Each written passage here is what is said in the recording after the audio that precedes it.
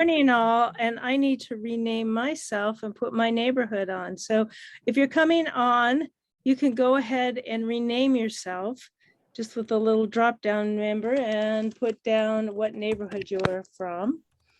And that will help us know where you're from. And we will start in a couple minutes. Steve, are you there? Yes. Hi, Steve. Would you mind just early on giving us just a little update about Denver Decides? Because I think it really ties in with our meeting today and the elections coming up. Excuse me. Denver Decides will be doing our usual forums, etc. And it's based on not having money in the city budget for Channel 8. Oh. So it's pretty much out this year. So there won't be any? There'll be no debates. Oh, wow.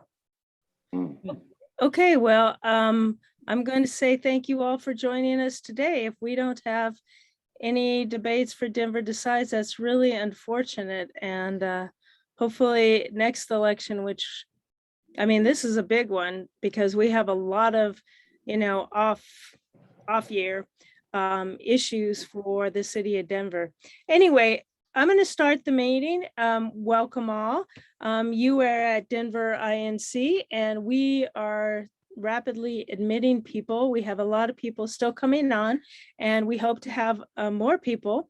So if you just heard from Steve Neeson, he just said that the city of Denver doesn't have the funding for Channel 8, so they won't be having any debate. So I'm really happy that you all joined us today because we have topics for the election coming up, and hopefully next election cycle they'll be able to fund Channel 8 more. But if you haven't watched, we're partners with Denver Decides INC is, and they've been wonderful about getting debates and topics for the local Denver issues. And unfortunately, with no funding, and that just really kind of throws a wrench in the whole process.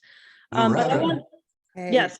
If I could add something else, an issue arose at one of our Denver Decides meeting, and that is the city of Denver taxes us for cable access to the city. And we don't really have full access. And that might be something that we'd consider lobbying for in the future. Other cities do provide pretty much total access to city business on their local TV access. Well, I think that's a great topic, and I think that's really important and we should talk about that later. We've talked about that several times, and I've lobbied and other people have lobbied that all of our city meetings should be put over local TV rather than through cable. As people are dropping cable more and more and more, they don't have that access unless they go through even their PC.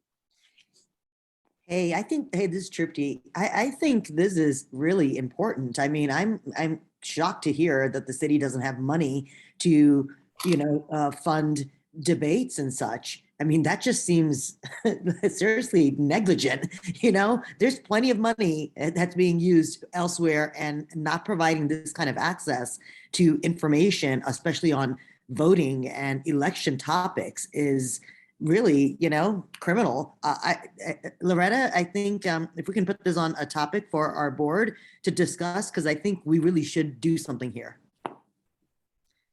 Right, and I agree. I think it's something that really we need to discuss. Let me go back and get the agenda. Sorry, I'm I'm trying to share my screen, but I pulled up the agenda previously and then got a call and I want to share again. So let me get up our agenda for today so that you all know what we're talking about too. If you didn't see the agenda in your email, here is the agenda. And we welcome you to come a little early to chat and I know it's harder to see people when we have the agenda on, but I want to just start by talking about doing a quick reports from, and I know that climate and sustainability, Jane and I think Parry are both on, want to speak a little bit about an upcoming meeting, but parks will be talking about some park issues today. Greg or Lou or hey, Tricia, you are on. Would you like to just update us a little bit on the bylaws committee? Tricia? Ups, can you hear me now? Yes. Perfect. Okay, perfect. Good morning. Let me see if I can actually put myself on video so you can see my, there we go. Good morning, everybody. Thanks, Loretta. So the Denver Bylaws Committee, as many of you know, and for those who do not, was formed back in the spring, consisted of a group of individuals from various RNOs come together to take a look at the Inc. bylaws and try to bring them more up to date. So we've been hard at work since the spring. We've shared a draft with the executive committee and the board who have opined on that draft. And really there were sort of three objectives. The first objective of the bylaw, the bylaws committee was to take a look at the existing bylaws and to bring the operational procedures, if you will, up to date with how Denver Inc. is actually functioning currently in today's environment. Two, I think it was to support the mission statement of Denver Inc., which states that the real mission is to educate RNOs and its members on all citywide topics. And to that end, the more we could draft the bylaws to support that mission, then all RNO members could go back fully informed to their constituents with the information that's needed regarding citywide issues. And that would be beneficial for everybody, obviously. And then the third was to make them more inclusive and focus on inclusivity and equity and bring operational procedures and how we function to allow for that inclusivity and equity. So that's what we focused on. Again, I think where we're at is quickly the executive committee and the board we've had several meetings with them to try to, just walk through the document and come to lots of robust discussion. I think that currently the board has probably an executive committee, Loretta, probably going to have one more go at it sometime in the next couple of weeks. And thank you all to the people who sat on the bylaws committee, really just have done phenomenal work, I think. Once the executive committee and the board have had their final look, they will present it to the membership, the RNOs, to take a look at, to review, to discuss, make any comments that they might have. And then after that, they need to be adopted. So to put that up for a vote, but that will be a couple months out yet, probably, in terms of actually having that vote, because we obviously need to have time for people to review it and understand it and ask questions. So that's where we're at. That's sort of the time frame. Anybody else on the committee have any other comments? I know that a few of you are on the call, and a huge shout out to Lou Raiders, who was our drafting person. She did the yeoman's work in terms of the actual drafting of the bylaws, and we wouldn't be where we are today without her drafting abilities. Yeah, I want to give everybody just kind of just a shout out and a thank you so much, because it's a lot of work. And as any of you know who've gone through bylaws, it's a lot to just kind of review and make sure you have everything and make sure, consensus is a difficult thing. And we know sometimes getting a consensus is really tough. So I think, there'll always be somebody who'll say that's not going to work exactly. So I think we need to go through it and look at it and say what, and just applaud the people who've done all this work on it too, but know that we want to send it out to everybody. We'll be meeting on Monday at our executive committee, and we'll be discussing it then. But also, if anybody wants to, our meetings are always open. So if you want to join our executive committee, you can do that also. But we'll be reviewing that and make sure that we get that out ahead of time before the next meeting, so that members, we're hoping that we'll get it out before the next meeting, so that members, I'm not going to say with certainty, but hopefully we'll get it out before the next meeting. And then everybody will have that opportunity to review it, take it back to your RNO and discuss it there. All right. So just a reminder, everyone. So make sure you mute if you're not talking. The other thing is, if you can rename yourself, you can go to your name and go to more, and you can edit your name through the participants, or you can go, to your little picture of yourself, and you can rename yourself there with the ellipses. Okay. So thank you again, Tricia, and thanks to all the committee for your work on the bylaws, but, look forward to that. Do we have, Joel, are you here? Do you have any updates for transportation? Yeah, certainly. I'm not sure that I gave an update since we last had our INC Transportation Committee meeting on September 9th. That was a great meeting. We had 45 folks there.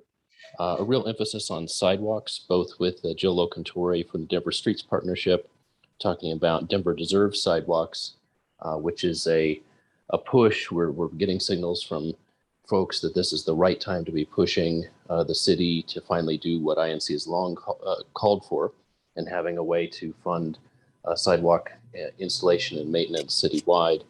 I would encourage everyone to go to denversidewalks.com, sign on to that effort, find ways to participate. Folks involved in that effort are available to come to RNO meetings and speak and get more support.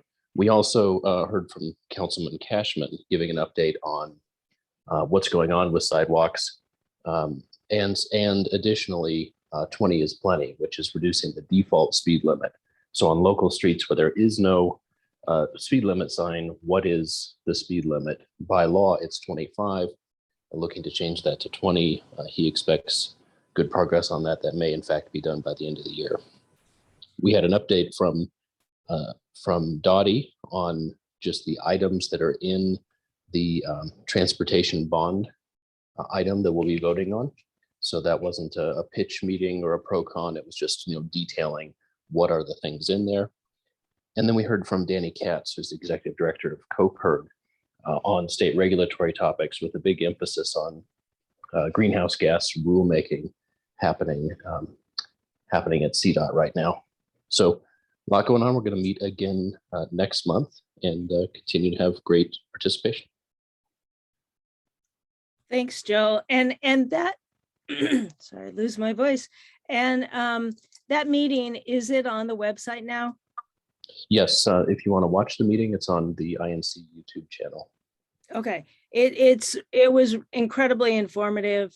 So thank you, Joel, for that. So if you weren't there and want to watch that, please go to our YouTube channel. It was very informative, and I think INC has been working towards sidewalks for everybody, so we can at least have a sidewalk. I know there's many places in the city that I've walked that I'm walking in the street, and that's unfortunate and not safe.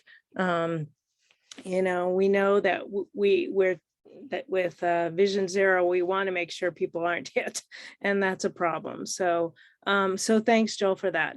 I don't know if we have anybody. I'm going to leave climate and sustainability for last, but Zap, do we have anybody? Christine or Ian, are you here? I don't know if Christine, are you on? I thought you were on, but maybe I was wrong. Okay, I'm going to go on to climate. Loretta, I'm on, this is Parry. Oh, Perry, okay, so. Yeah, sorry, this is a short report. It's been a quiet summer or a busy summer for Jane and I, and therefore a quiet summer for the committee.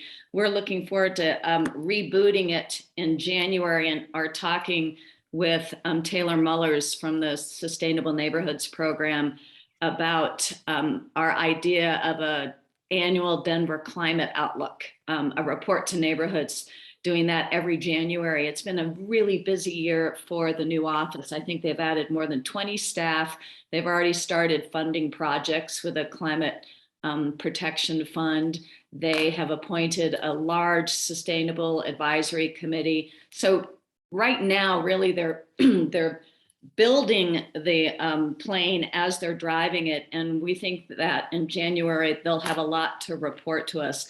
We're also asking them to report on how other agencies have been addressing the climate crisis and what we can look to from some of the bigger funding flows expected from both the Denver Bond Initiative, the state transportation bill, and Jill, I should check in with you on that, and what might be coming from the feds. How will climate action be built into the new work we're able to do with those funds? So that's what we're hoping to be able to present on in January. And Jane, I think you're on the call. Do you want to add anything to that? I think you covered it. Thank you. All right, thank you. We look forward to hearing more. And do you have any upcoming meetings, and how can people join? If you're interested, put your name in the chat. We don't have any upcoming meetings scheduled at this time. Okay. All right. Thank you. Because it sounds like there'll be a lot of work in the future, though. Mhm. So, okay. Thank you very much. All righty. Let me just go back. We have the next topic that we have is Globeville, Elyria, Swansea, GES has presenting a resolution to vote on in November. So we have that so that it can go forward to your, so you can take it back to your RNO. Do we have anybody? I know Alfonso, and do you have that, Maggie, that we could put it on the screen and I'll stop sharing? Not handy, but I'll look for it. If you don't mind, because it'll take me a minute to find it too. I was hoping, do we have somebody who is ready to present on that resolution?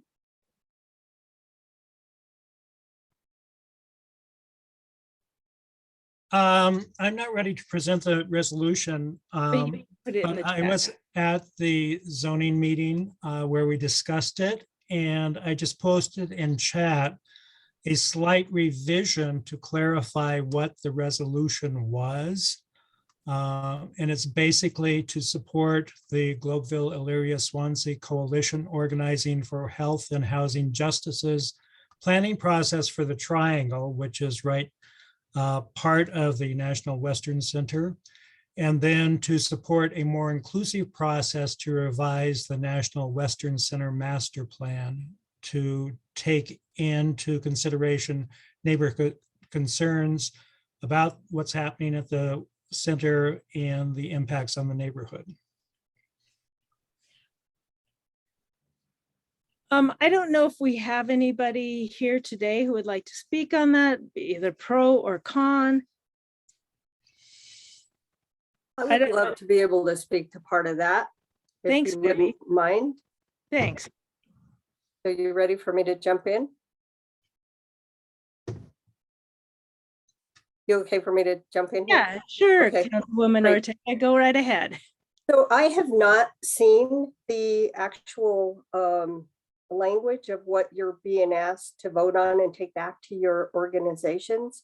But I do want to say, since I've been back on the council since 2011, I have been very intimately involved in all of the discussions with the National Western Stock Show and the importance of ensuring that there was solid language in all of the documents that basically reflect the community input around benefits that come back to the community. So, we'll talk about the National Western piece shortly. That's part of the bond package, but, the opposition will have the public believe that there has been no community engagement in this entire process, and nothing could be further from the truth, because I've sat through all those meetings, and when I couldn't be there, I had a staff person there, and the very people that are leading the opposition participated and were successful in getting part of the language in the documents that make solid commitments to these neighborhoods. And in fact, I had them memorialized in a letter that took from each of the various documents, some of which were approved by city council, like the framework agreement, that ensured that these were all in one place, so that when we have a future mayor and new council members, that people can go to that one place and pull that document that basically spells out the different documents in that speak to the National Western Stock Show where those community commitments were made. And let me just give you a couple examples. As part of the 1909, which is one of the issues that's on the ballot, that particular building is going to be a public market. And it's designed to have very robust community engagement around what the programming looks like, as well as what that governance structure looks like. And it's committed to have entrepreneurial opportunities. So when we talk about long-time permanent jobs, opportunities for closing the gap on a food desert, these are some of the things that the community was very instrumental in making sure was part of that particular building. But then when you look at the commitment made in the framework agreement, the Community Investment Fund is also spoken to, and they only used one example, and they referred to the roundup as one of many options of what kind of revenue could come back to the community. And again, that's from revenue that will happen, once the new arena is built, from any of the CSU buildings, from, any of the activities that National Western Stock Show engages in. And this money is not going to the stock show, to the National Western Stock Show. It's going to the authority that's building out the campus that will have basically year-round activities. And the one thing we were successful through the process of putting the bond package on the table was to get the administration to commit $400,000 that will be used for the community to hire a professional to help them craft out an ironclad, community benefit agreement that further solidifies some of these commitments and can secure greater commitment around, what does development at the Coliseum look like? And that will, help engage the city in that whole planning process for what happens with that 30 acres. Making sure that commitments to affordable housing are very much a part of that whole thing. So these are things the community has been very solidly involved in, and just wanted to highlight that so that as you all look at the language, you all can factor what I'm sharing with you into those decisions of taking that back to your community and asking your communities to take a position on it. You're muted, Loretta. Yep. Thank you, Councilwoman Ortega. Thank you for that. I think, and we're kind of dipping into the next, issue. And before I go to Sarah, Trupti, did you have something? Or did you put your hand down? I put my hand down. Thank you, though. Okay. Sarah, I'd like to get to you. I don't know. I mean, you are on our next topic to deal with the National Western, and we're kind of flowing into that. But before I get to you, I wanted to see if there was anyone who is and if you haven't seen that, let me read it to those of you who aren't seeing the chat, but let's make sure that everybody knows what it is.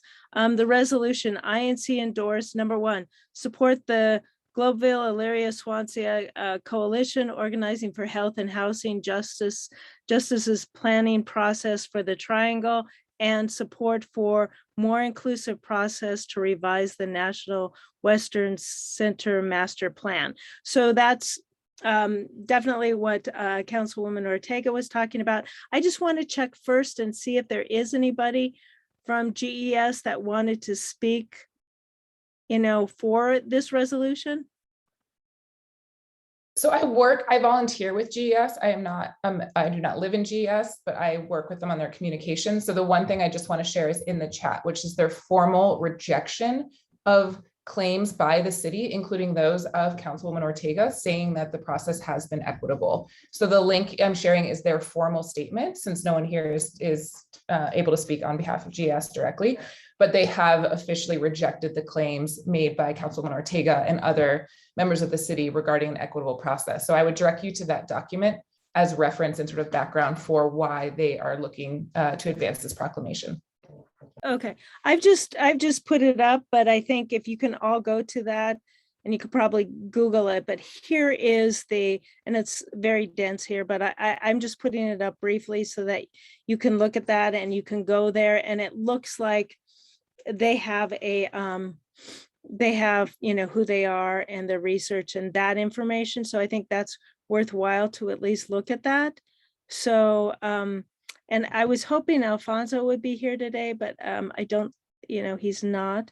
But this is at least a good counterpoint.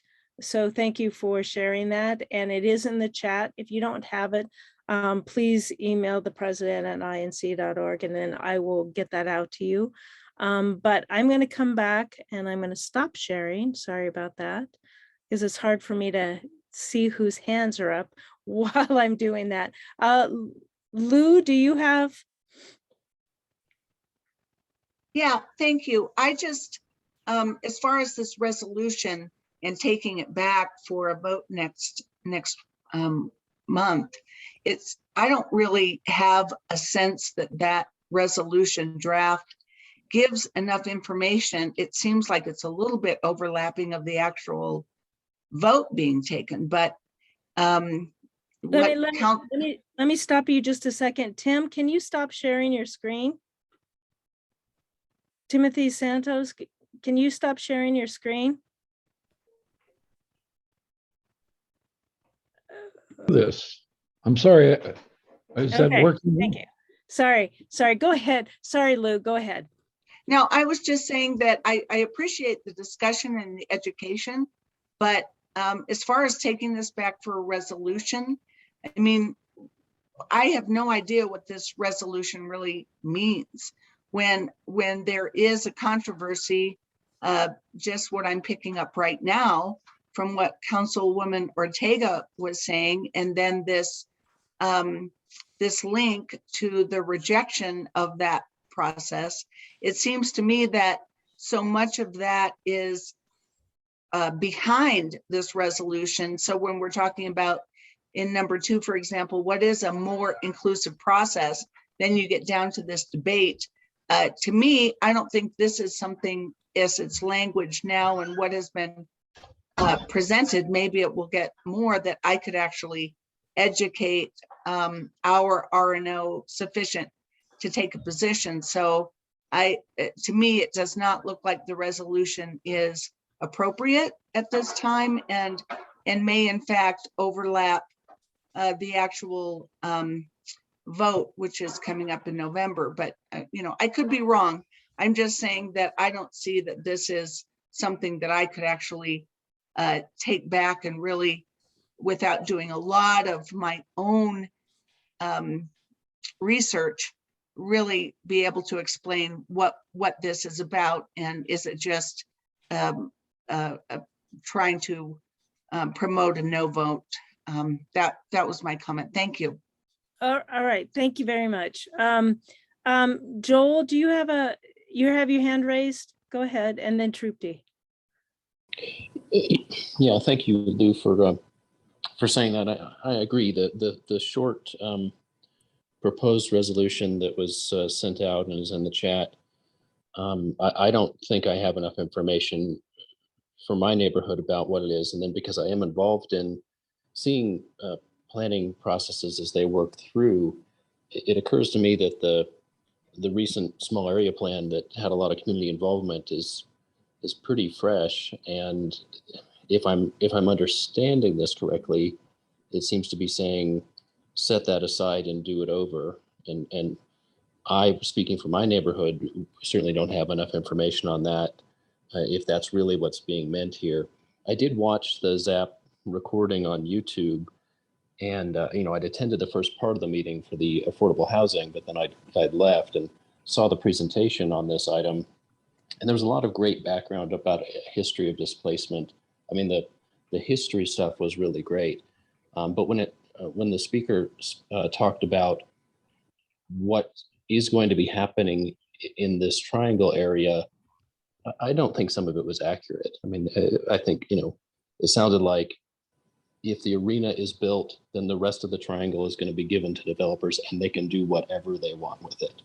And that's not how the small area plan reads, and that's not how the zoning would be. So I think this is kind of confused, and I would not be prepared to vote on this. Okay. All righty. Trupti, and then I think Drew, you might have some more specifics. Yeah, hi, thank you. Yeah, I kind of need to echo the same thing. I would not be prepared to take this back. And then given, I mean, and there is an overlap, it seems, with the vote. And if we go through our regular process of taking it back to our membership, coming back and voting on it, isn't the time gone anyway for maybe what the group that wants us to actually do on this resolution? So, and then going even a little, higher level, I don't know that as an R&O, that unless I'm able to poll my entire neighborhood and get some level of participation, that I would, as an R&O lead, even say yes or no on this, because a group of 12 people on the board really cannot speak to 5,000 households and on something like this. So I think there's a few things just in general when it comes to these resolutions that become problematic, and this one especially with the overlap with the vote. So I would not be prepared to even vote on this as far as Sunnyside United. Thank you. Thanks, Truppi. And that brings up a really good question. I think everybody's been echoing the same issue is, would this be, kind of a moot point after the election and the vote? So Drew, maybe you have something to chime in and add, and I know you have your hand up. Sure, and I'll try to be brief. First of all, I don't think it would be moot after the vote, because the vote is just about the bond, and the resolution addresses kind of some issues with the master plan. I was intimately involved with the master plan. I was on the CAC and actually helped develop it. But I also happen to be a member of the GES coalition.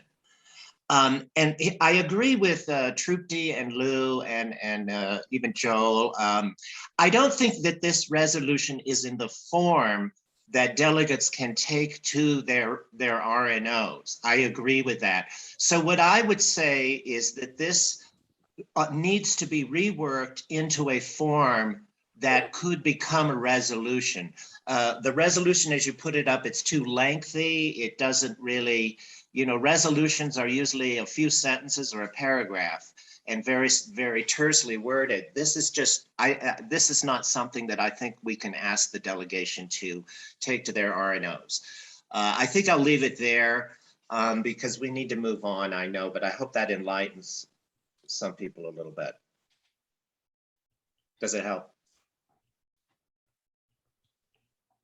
Yeah, thanks, Drew. I think it does help. I think what you're saying is, even if beyond the vote, there are specifics that the coalition wants to, get help on beyond the vote. So I agree. We would need people here at a delegate meeting talking about why what exactly, to kind of educate us so we know a little bit more to take. Thank you.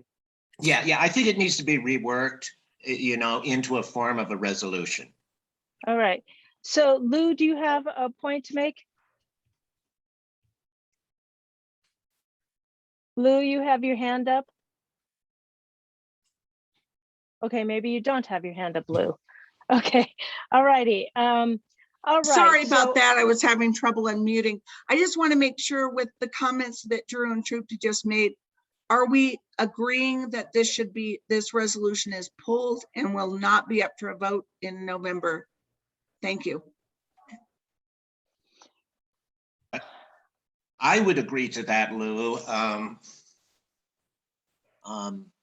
Well, let me ask this. Do we It have? should be tabled. Maybe that's the Yes, right. that's what Table. that's what I'm asking is, I was going to ask if we want to go ahead and table the resolution for some revisions and, and I don't know, that came from Zap and I don't see Christine or Ian on today. So that makes it hard for me to say, okay, are you okay with that?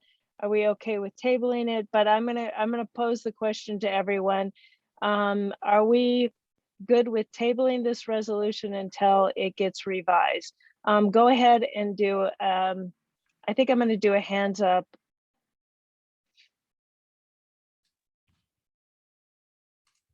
Those of you who are RNO members, delegate members, go ahead and raise your hands and keep your hands up if you can. All right. I see people also doing the reaction with hands up, and I think that's kind of pretty easy to read too, hopefully for you guys. Yep.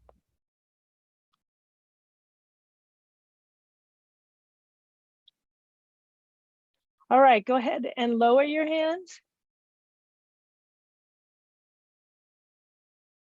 I'll wait for everyone to lower their hands. I got some thumbs up and that works the same. All right, got all your hands down? Please put your hands down because I'm going to, those of you now, if you haven't lowered your hand, please lower your hands. Those of you who want to who don't want to table the motion, raise your hands. I don't know if your hand is up for a comment, Judy, or if it's just up for the. Nope, it was, sorry. I thought I let Okay. it down. All right, we're going to go ahead and table the motion for now. And if they want to revise it and bring it back, that would be great. Okay, so I'm going to move on to our next topic. And so just to let you know where we are, I'm going to bring this up.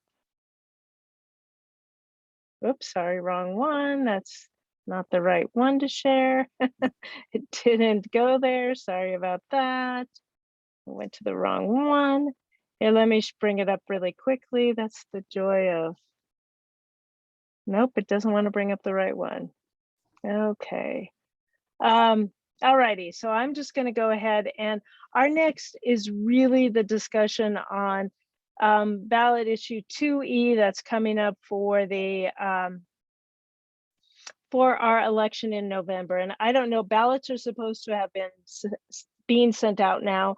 So if you do a ballot trace tracker, you might have gotten a notice that your ballot is being sent out, and if you've gotten the blue book, and you can look at these topics there, but this will be a more in-depth discussion. So we're starting today with 2E, National Western Campus Facilities System bonds. Now we have two presenters, and I was speaking and exchanging emails and discussions with Maddie Butler. She told me there will be a representative for 2A. I don't know who that representative That's me. is. Oh, okay. All right. Well, that works. All right. So it sounds like we will have, more discussion with Councilwoman Debbie Ortega. And then we also, against the measure, who you heard briefly is Sarah Lake. So Debbie, if you want to go ahead and start, and you have, about 10 minutes, I know, just kind of speak a little bit more on it, and then we will go to Sarah, and then we'll have a few minutes for questions. Okay, I'm going to show you guys that I'm here, but I have instability with my internet, so I'm going to just stop sharing my video so that we have the consistency without interruptions, if you're okay with that. Okay. Okay, so I first want to thank you all for the great, healthy discussion that we had about the at-large. And as you all know, that is not moving forward. And really appreciate the thoughtful input and feedback that we had on that.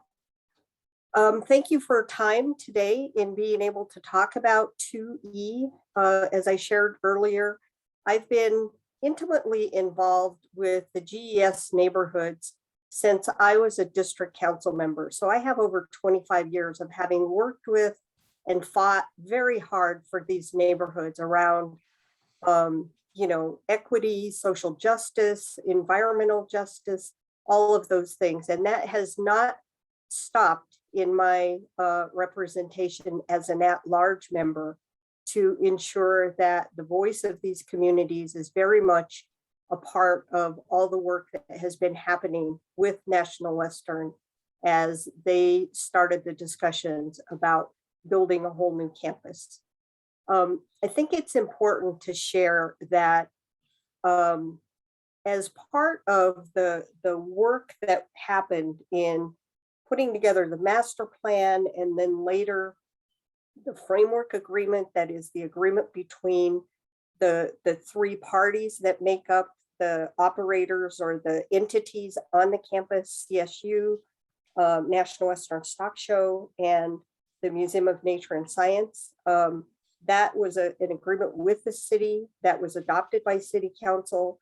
Through each step of this way, there has been full engagement. There's a community advisory committee that meets on a regular basis. They just met last week. I sat in on that meeting. And again, you know, the document that was signed by the mayor and city council when the bond package was coming forward went through, what I did was I pulled all of those documents and took the reference in those documents and the commitments made to these neighborhoods about some of the things I was sharing earlier. And the $400,000 that I talked about that we got the mayor to agree to commit has already been approved by City Council. So that money is in fact in place to ensure very robust engagement from the community to talk about what will happen on the 30-acre campus. As you know, the city had talked about trying to get a private developer to pay for building the two buildings that are on the 2E ballot language. And that's to get the arena, which will replace the Coliseum, which is a very old, outdated building. And then it will renovate the 1909 building, which will be the public market. Those two buildings alone are going to generate a lion's share of revenue being generated on the National Western Authority campus. And basically, you know, they're intended to be year-round events and activities. I mean, a public market is a 7-day-a-week operation. Any of you who have been to Pike's Market or other public markets, that's the scale of what we're talking about that will be in that 1909 building. I sat on the committee that was part of planning that. Very strong community representation on that. And again, I talked a little bit about what that would entail and the commitments made to the residents of these communities. And I just think that, you know, the issues of displacement and gentrification in these neighborhoods is real. And I do not discount the input from the residents around those issues. And we have tried to make sure that there were things in the I-70 project. You know, $2 million was set aside to try to help sort of look at how to jumpstart more housing in the neighborhood. There's a project that is being completed that the city was part of that has built new housing right across the street from Johnson Rec Center in the Elyria neighborhood. The Clinica Health Clinic is moving into that building. but there's going to be a lot more residents in the neighborhood with that project alone. That is not the only residential commitment. The city bought a piece of land on Washington Street to also help mitigate some of that impact and bring more residents back to the neighborhood. And I believe there's an RFP out right now to identify a developer to build higher density housing on Washington Street at 50, I want to say 50th Avenue, if I have the exact location correct. So these two buildings that are in 4E will be part of the economic generators that not only will bring revenue, sales tax dollars to the city, but, again, they're going to provide construction jobs. And we have a solid commitment that Councilwoman Kinich and I have worked on to make sure that there's a tie-in with apprenticeships and being able to get people into livable wage jobs. And that's very much a part of the commitments in the build out, not just of 2E, but it's been part of the ongoing construction on the National Western campus. And so the bottom line is that the economic generation and the opportunities for community are not just construction jobs, but full-time permanent jobs that can be part of this. CSU has made commitments to scholarships and they do programs in the schools. And so the synergistic opportunities are already happening with and for these neighborhoods. And some people will argue that, this isn't the time. Well, guess what? It's very rare that we have the interest rates that are available for these bonds to be able to do these kinds of big projects where you can pay them off much quicker. And when, you hear people say, this project is going to be done or the whole bond package will be done without raising taxes, what happens is as taxes get paid over time, as the debt gets paid over time on these bonds, it creates the capacity to add more projects without going back and raising taxes. So what it does is it uses the capacity that's already built within what was funded previously in previous bonds. And so that's why, they say it's being done without any new taxes. So I just wanted to share all of that with you. I'm happy to answer any questions, but I am as committed as the community is to ensuring the full engagement ongoingly throughout. And my bottom line concern is that if 2E does not happen, this gets punted down the road to a next administration, and there is no guarantee there's a commitment to equity, no guarantee there's a commitment to the National Western Stock Show ever being completed. We'll have a Coliseum that will continue to, decay. And, as we all know, the Coliseum parking lot was a former landfill. It was also a former lead smelter. So there's some cleanup that would need to take place on that site. We've seen projects like that happen. Gates, the old Asarco site, which is now an industrial park.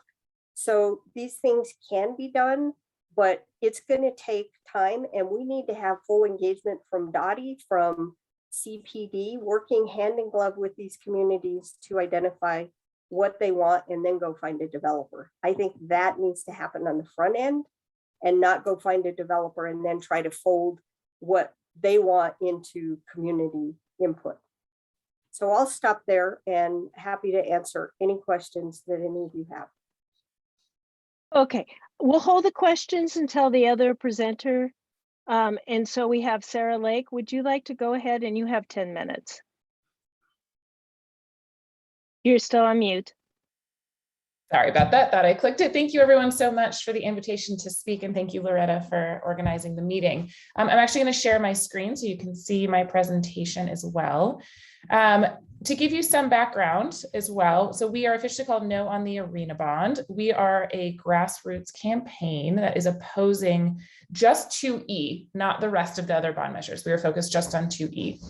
So as some context, none of you probably know me. I'm a Denver resident. I've lived in Denver for 14 years and do grassroots involvement. I'm not a member of a development company. I have no formal affiliation with the city. I'm just a concerned resident. I'm a mom. I work in Denver. So excited to be supporting this really important measure.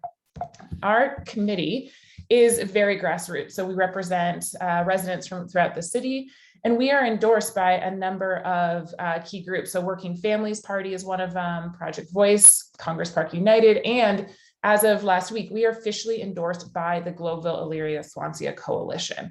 So they do not see this process to be equitable. They have formally rejected the claims, as I mentioned, but also with this $400,000 grant, which I'll talk to a little bit later, they also see this as really a symbol of hush money to try to get them to go along with the project. But in reality, it's a very small benefit for the community. So we are really here out of our concern for our neighbors and for ensuring that Denver is not taking on risky and racist development. So what is 2E? Just to make sure you have the understanding, it is a bond to pay for the development of this new arena and market at the National Western Complex. The total cost of the bond is $327 million. So it's 190 at first, and then with interest, $327 million.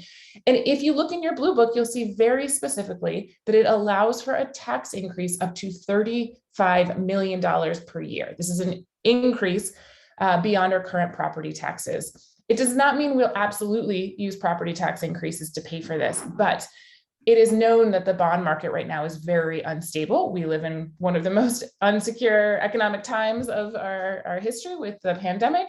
So it's very unclear how current mills will be used. And this permits an increase on our property taxes up to $35 million. So absolutely is a property tax increase. How much, we don't know. Why we think you should vote no, just beyond the basics of this. So first, we know that the development plans are very economically unsound. The city did its own feasibility study in 2014, and these feasibility studies found major pitfalls in the development plans. In particular, they found that the public market will fail because the population density around the market is insufficient to support the market. Additionally, there's not enough parking in the neighborhoods for either the public market or the arena. And second, on the arena itself, they find that the arena is the wrong size. It is too small for the top acts and it's too big for the small acts. And it's not going to be able to compete with the other venues in Denver. There's over a dozen more than a dozen other venues that offer similar capacity.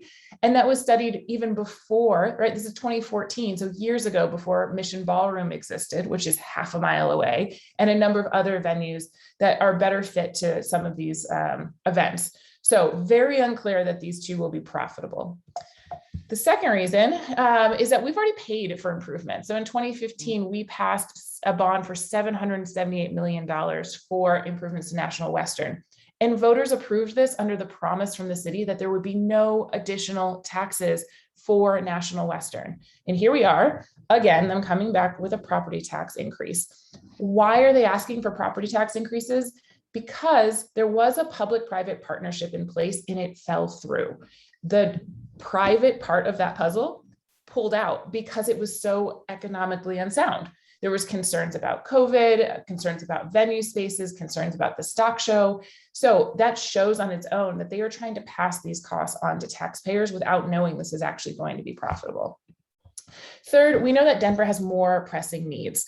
Out of the total bond package, the arena and market account for 40% of the funding. So this is actually diverting recovery funds to the arena and market rather than immediate pressing needs like affordable housing, support for the unhoused, and other infrastructure projects.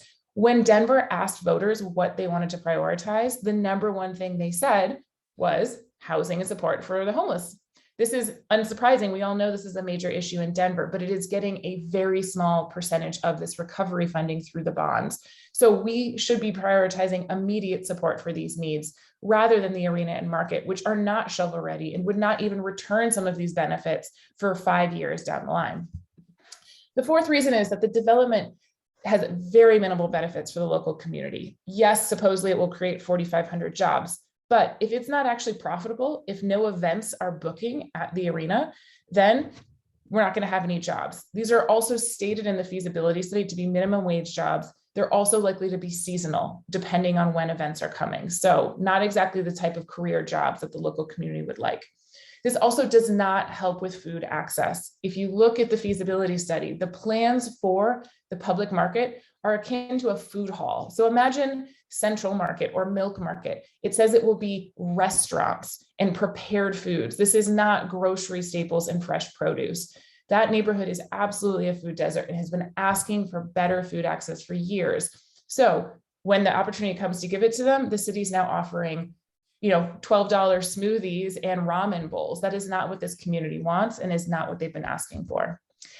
The local community opposes this plan. They have been very vocal about this. They have been writing about this, showing up at city council. They are formally endorsing us. So it's clear that the community itself does not see the benefits of this, and they have their own vision for what development could look like, but the city has not listened to that. Another reason is that city council had major concerns. So yes, city council put this on the budget or on the ballot, but that's because they wanted the voters to choose, not because they thought it was a good idea. Many council members cited that this is rushed. It normally takes over a year to development a bond process. There's no reason to do this now. The city has until 2027 to find funding for the market in the arena if they want to build it. So there's no reason we need to have taxes for it right now. And instead, they can take the time to do a better development process. While, you know, Councilwoman Ortega says there's no guarantee that the next administration is going to give a commitment to equity, there is no commitment now, according to the local community. They are saying it is all just talk and nothing real. A really important point. So the city council just passed a $400,000 grant to support the GS community. First of all, $400,000 is less than 0.02% or 0.2% of every dollar that is going into this bond. So for every dollar that National Western receives, this grant is equivalent to 1/5 of a penny. Like, this is not the level of funding that's going to help advance equitable development. It also is a grant to the National Western Authority, not to the Global Elyria Swansea community. So National Western gets to determine how to do this. And GS has said it is too vague. It's unclear what the money will go for. And it's just really symbolic more than the meaningful investment. So ultimately, there's not good benefits for the community, and the community has stated they have been excluded from the process. Overall, our message is let's invest in recovery for what Denver needs, but also it's not about whether we have an arena or a stock show. It is saying, let's take the time to do this in a just and equitable way. There is no rush. We could have a really fantastic arena and market, one that meets the community needs and spurs development in Denver, or, you know, process and recovery in Denver. But that's not the process that the city's chosen to undertake. So we say vote no on 2E to require a process that is more fair, to take time to consult with the community in a meaningful way, rather than pushing through a bond that's going to burden taxpayers unnecessarily. So thank you all. We really look forward to your questions, and feel free to reach out directly if you're interested in being involved or want to discuss further what our view is. Thanks. All right, why don't we go to questions? First question that I want to get out there is, if you could, Sarah, if you could send that you know, your PowerPoint or whatever it may be in, but if you can send that to us, that would be great. I have first on, so I think I have Alani, you were in the chat. I don't know if you want to say anything. No, the only comment I'll say is that, and I agree with a lot of Sarah's points, is that the city habitually rushes these processes through and throws the word equitable and inclusive in there, and it's completely meaningless. We've seen it plan after plan, opportunity after opportunity. So I mean, that's sort of my comment, is like, we've heard similar rush to get things through. I actually attended the city council meeting virtually where this got put on the ballot, and the city financial officer said that the #1 pressing issue, this really struck with me, was we need to help the construction and development industry. And when I heard that, I was kind of like, wow.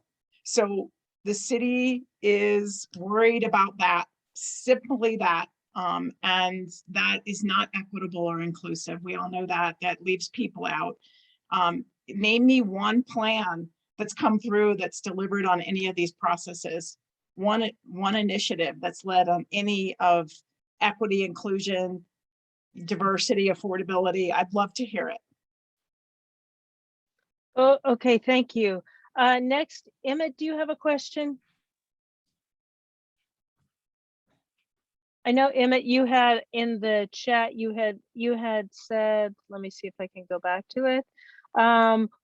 Why are other communities not involved?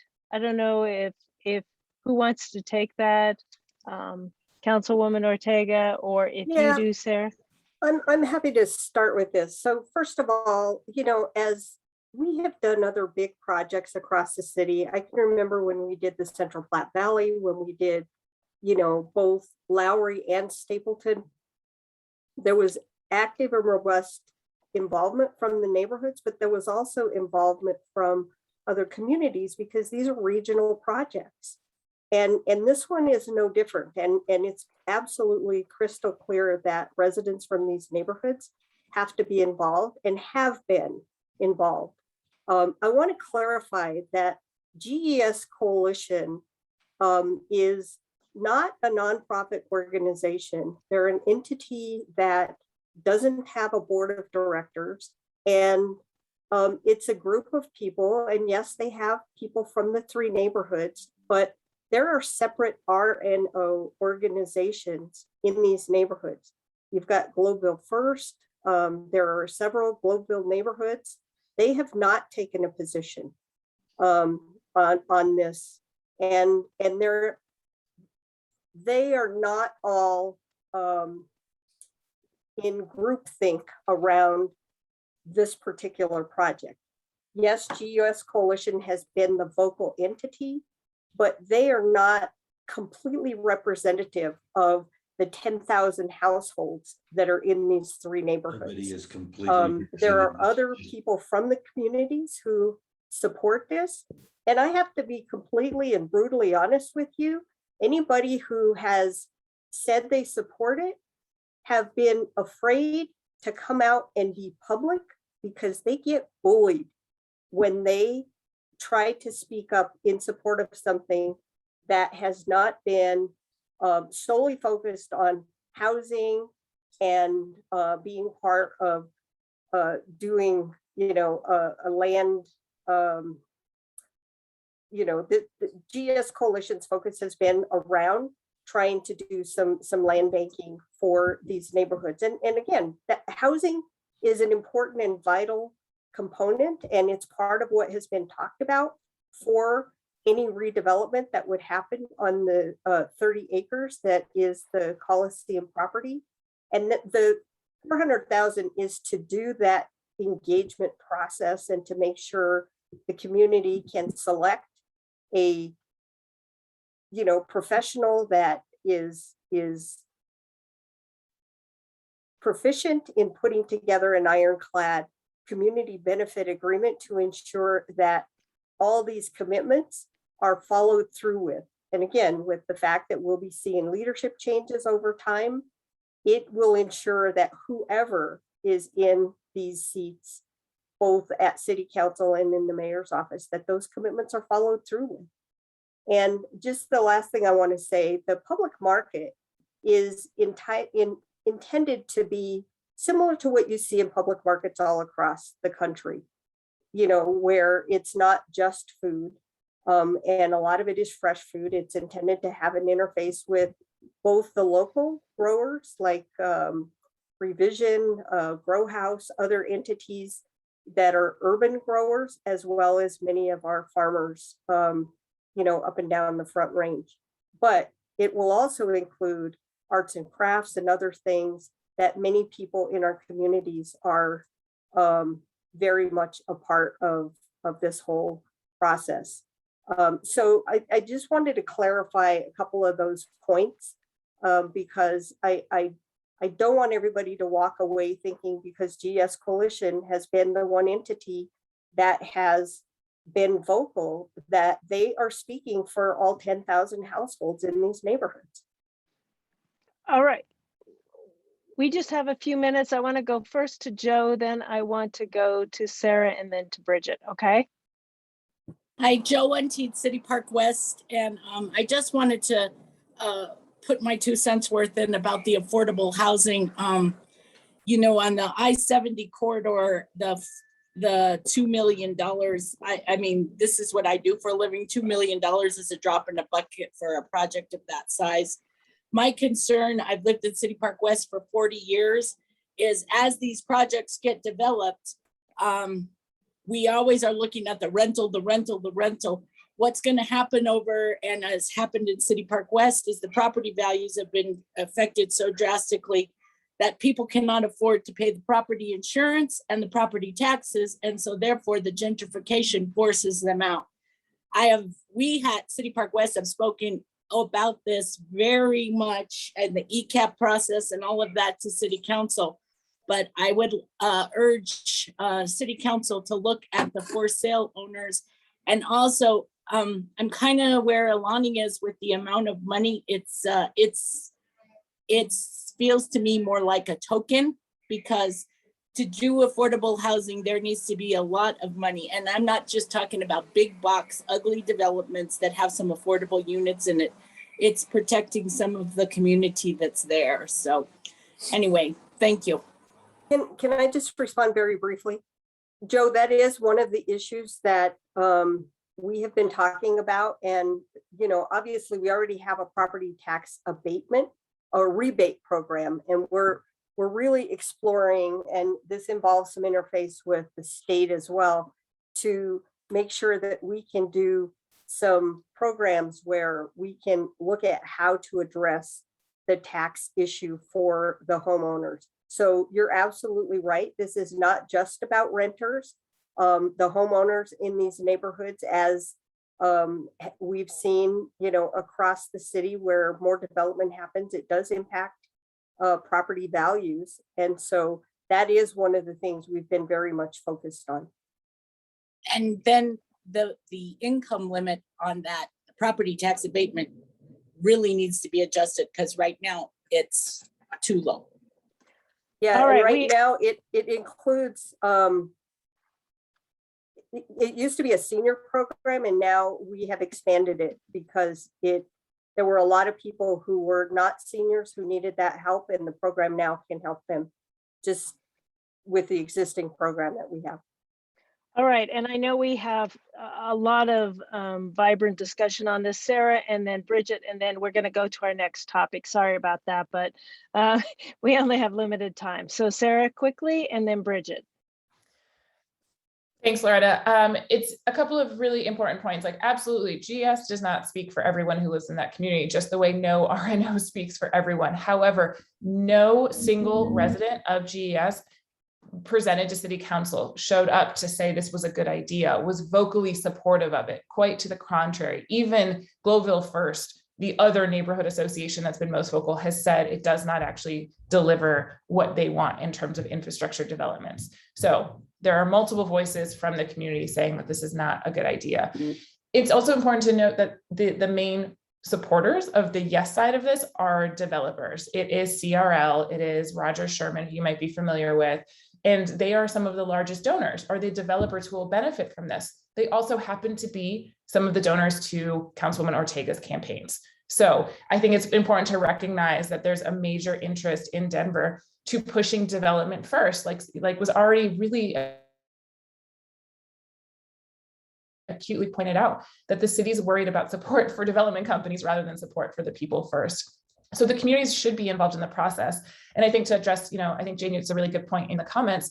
This isn't about whether an arena exists or whether the stock show exists. It's about doing it in a just and equitable way and taking the time to consult with the community about that. And that is often what GS says as well. They aren't anti-arena. They are saying, can you do this while also meeting our community's needs? So it is not a critical issue to simply push back a year and say, let's spend the next year rediscussing these plans with community at the center. They are being consulted on a very nominal and trivial basis, but not actually being put at the heart of decision making. So consultation versus actually informing decisions is a very important distinction. So yes, they might have been invited to these meetings, but their needs and their demands are not being heard or not being included in this process. All right, last person is Bridget, and then we're going to our next topic. Thank you very much for letting me speak. I'm a member of the Vasquez Boulevard Superfund Site Community Advisory Group, and while the CAG does not get involved in a lot of local issues, we're mostly about science and facts and pollution, toxic pollution in the area. I do have an opportunity to speak and hear from a lot of people in GES, and most of them realize that this is just another Hancock CRL gambit, and they're being involved in a very token way. And as usual, if you go down to that area and look, there are no sidewalks, the streets are broken, the alleys are filthy. It's not a neighborhood that the city has really spent any time or consideration on. And my experience with Denver and EPA and CDPHE has been that they just would rather that everybody just go away and let them do what they want to do. And people down there realize this. They realize that the city just involves them in a very token way, and that money is changing hands, and that they are always the last. You just have to look at that neighborhood to understand what's going on. It is not about enriching the neighborhood. It's about enriching developers and politicians. Thank you. All right, so we're going on to our next topic. For those of you who, you can still add something to the chat, or if you have questions or you have a link, and I know Sarah, you've shared a link. So if you have anything else, please add it to the chat. Thanks for this discussion. We're going on to our next topic, and I'm just going to, I saw Norman Harris on earlier. I hope he's still on. We're starting with 301. We have 301 and proposed ordinance 301 and proposed ordinance 302. You know, we're going to go into that. You know, they're kind of intertwined in a bit, and so that's why we have presenters, you know, who will be presenting on both. But parks and open space preservation, and that is 301, and then we have conservation easement 302. So I'd like to go ahead and go there, and let's start with the pro 301 is thank you for joining us, Penfield Tate. Go ahead and introduce yourself, and go ahead and if you have a PowerPoint or something, you can go ahead and share. Okay, I do. Let me pull the PowerPoint up.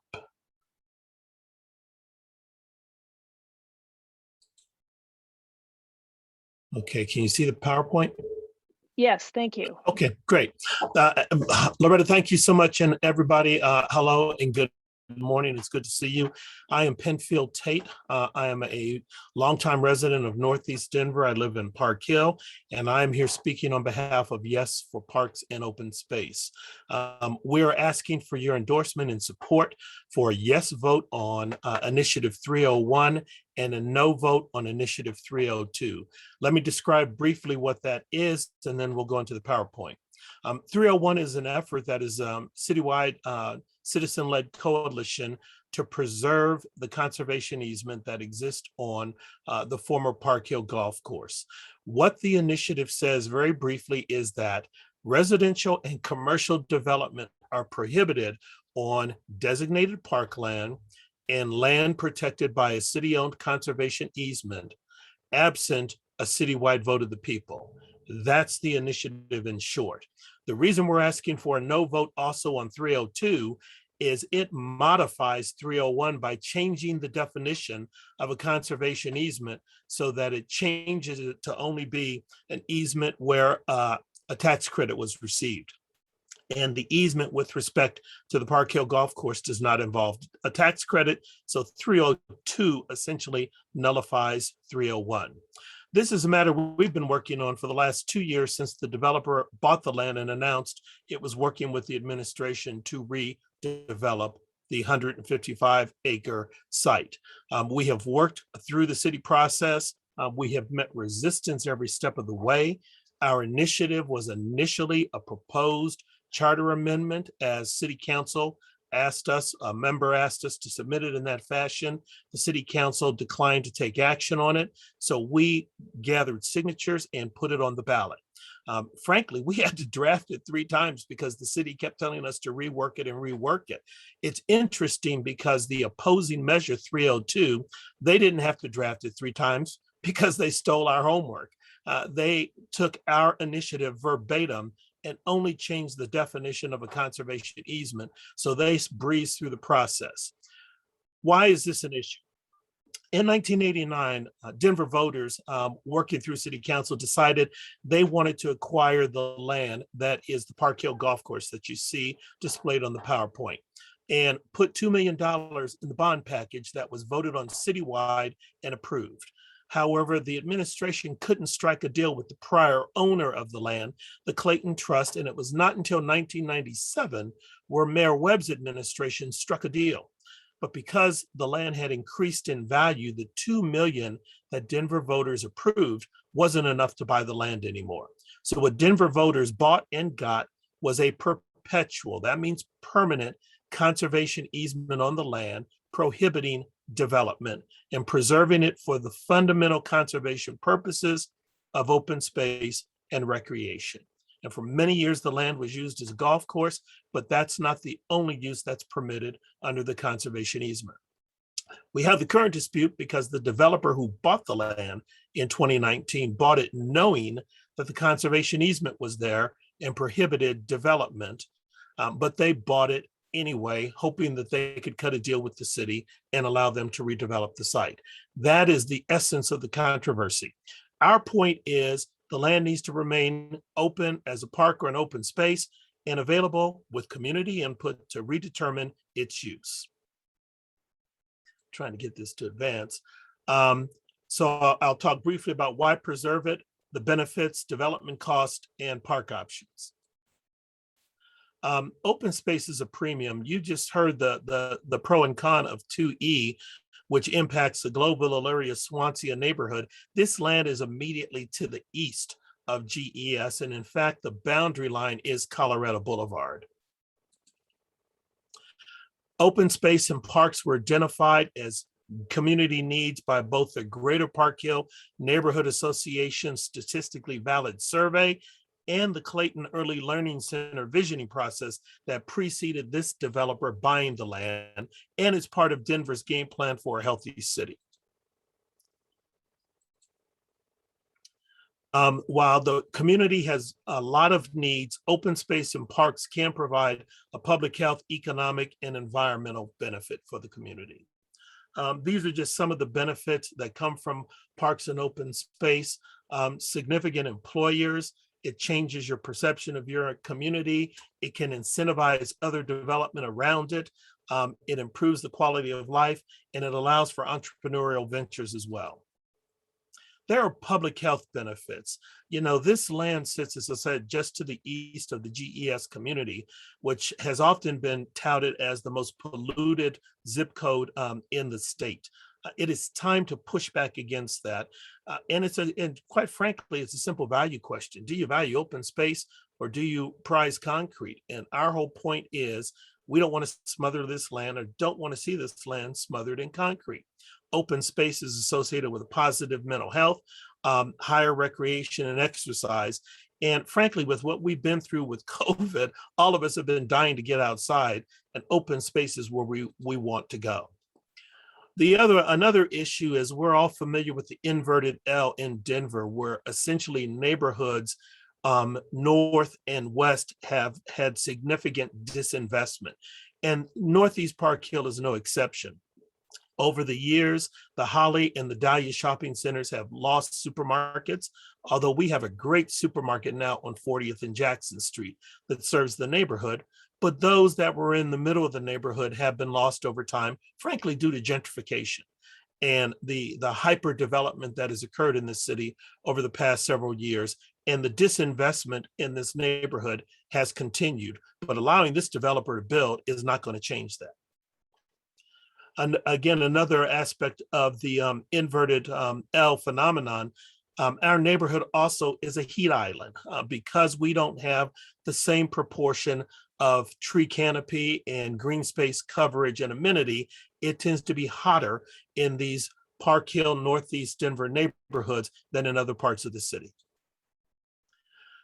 It's been as I said, the golf course has been used as the land has been used as a golf course for a large part of its history, but it doesn't have the existing infrastructure to support the development this developer is talking about, which means, and as you talked about this earlier, which means tax increment financing, which means MET districts, which is going to drive up the cost of trying to develop this land. Affordable housing is not going to be a viable option.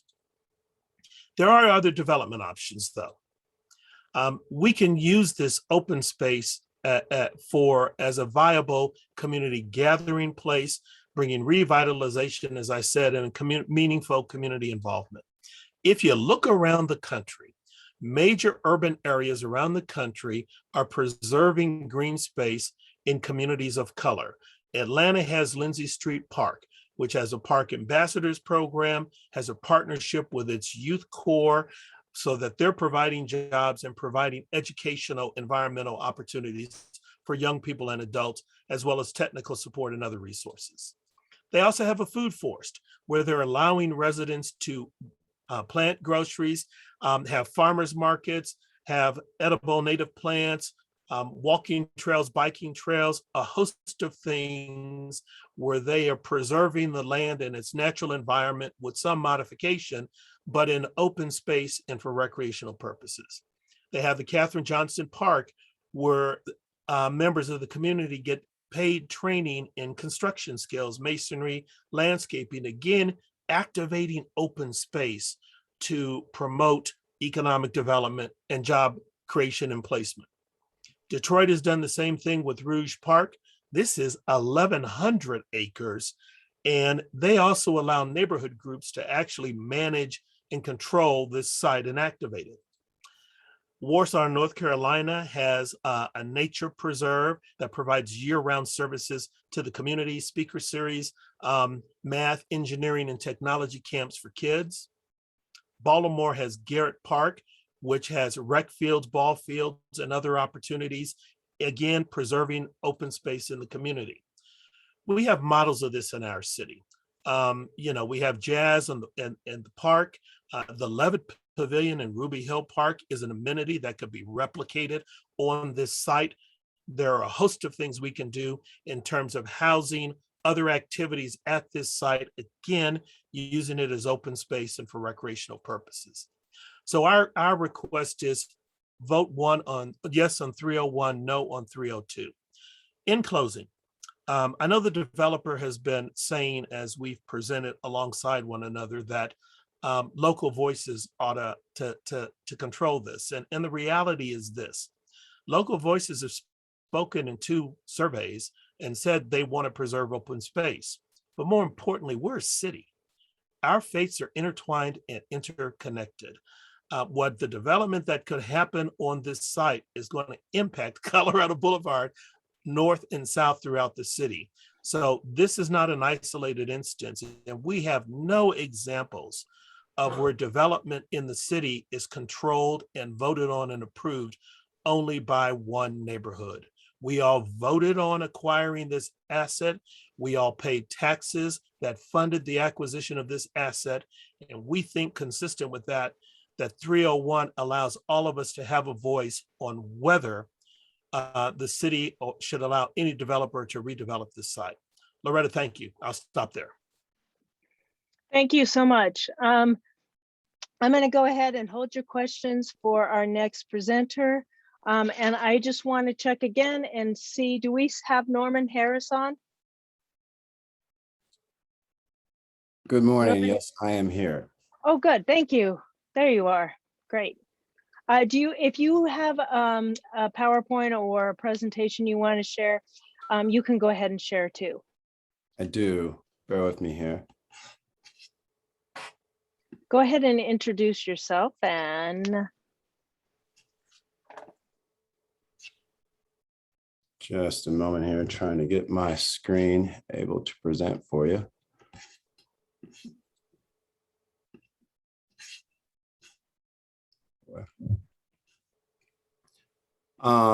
Could I email you? I've got to update my Zoom, and so it's not going to let me share my screen. Is there possible for I can email this and then introduce myself while I'm talking? Is that possible? You can do that. That will work for me.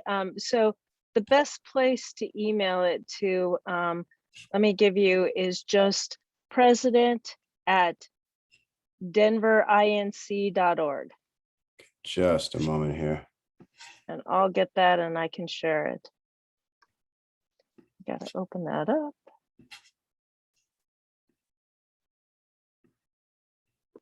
You said it was president at, again, it was president at INC. No, at denverinc.org.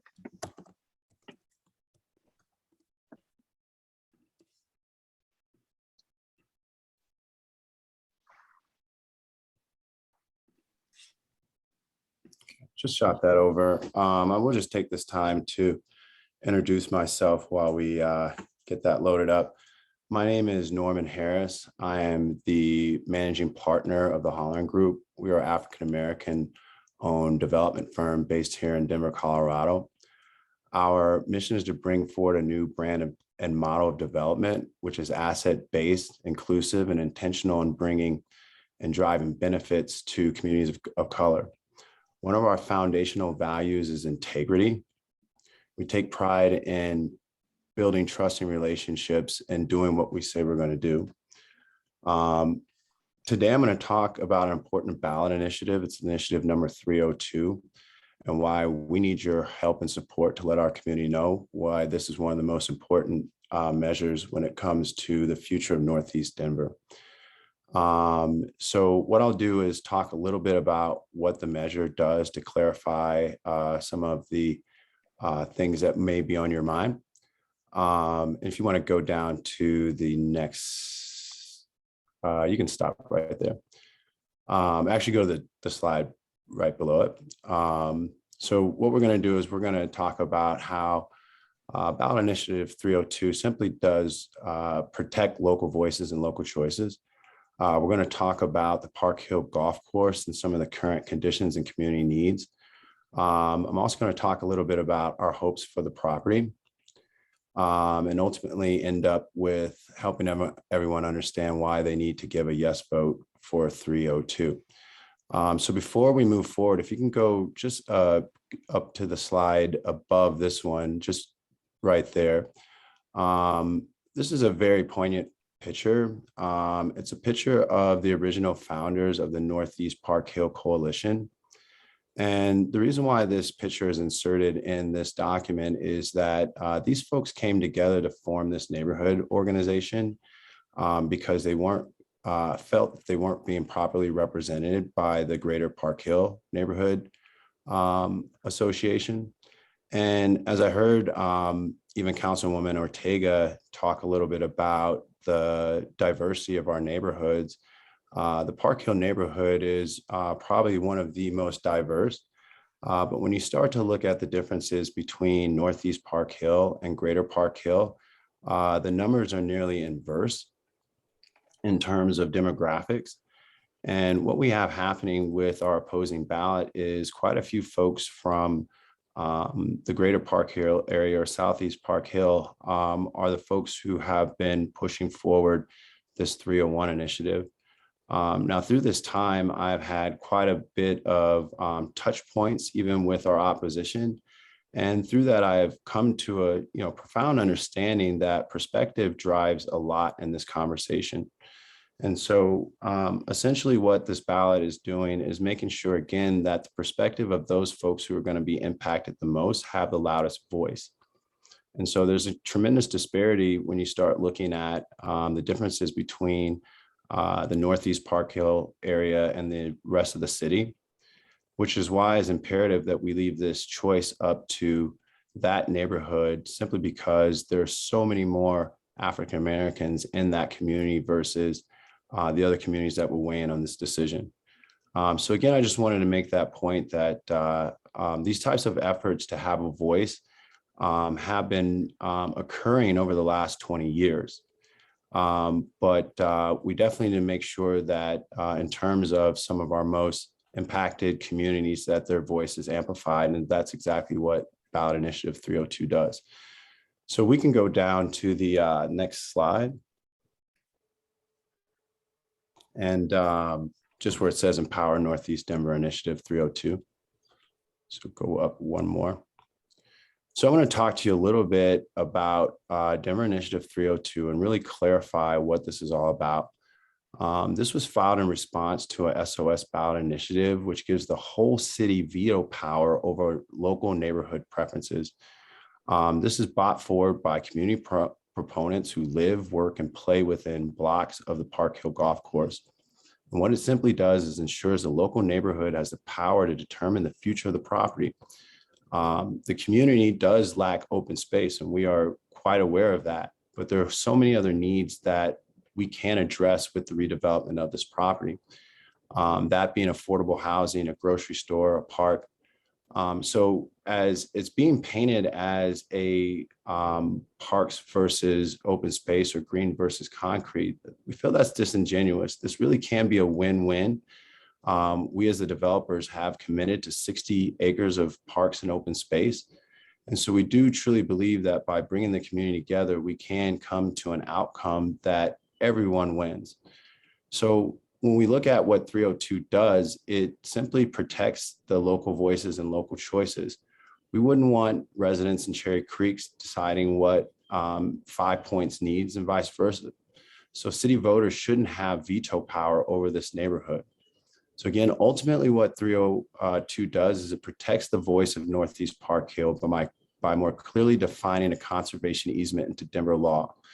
The measure does not change state conservation easement laws, nor does it reduce land protections. But what if 302 does not pass? What this does is it sets a very dangerous precedent for citywide voters to have veto power over local neighborhood issues. We've seen the support of the council person in the district, along with thousands of residents. And even the proponents of 301, one of the main proponents is a city council person whose district this isn't even in. So let's go down to the next slide.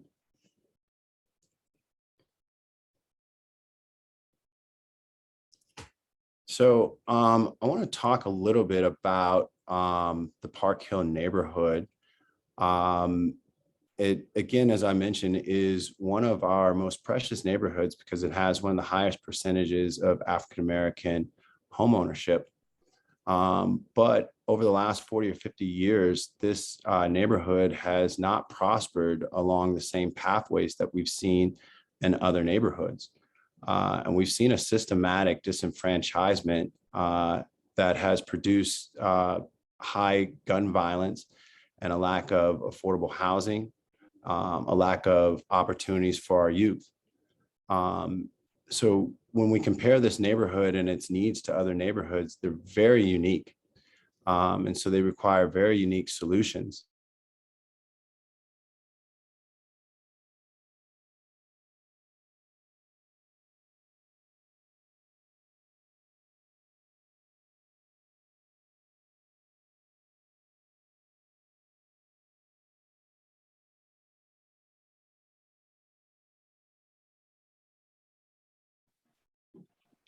Norm, did you freeze?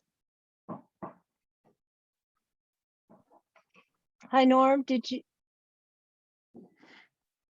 Norm, did you freeze? Do you need to come back on? Maybe stop your video?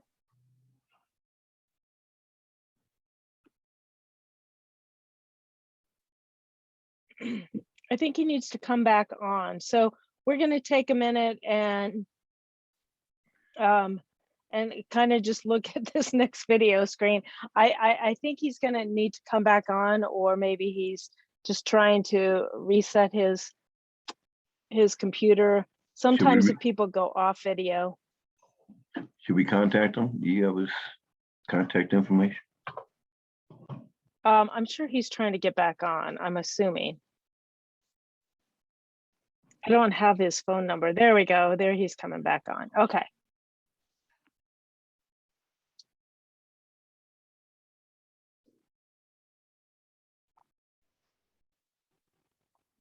Norman, are you back on? I am back on. Okay, good. If you stop your video, that might help. Sometimes if you're having, if it's unstable, if you just don't do video, that might help.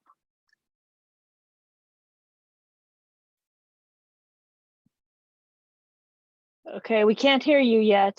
I know you're there.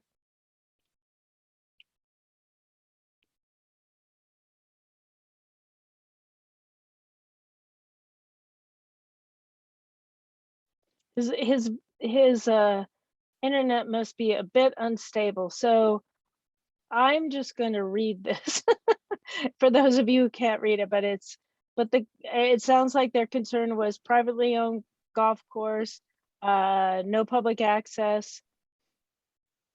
And then they go through the use of water, fertilizer, pesticides, those things for a golf course. I am back here. Are you able to hear me? Good. Yeah. I was Thank you just so much. showing your next screen and talking about that a moment.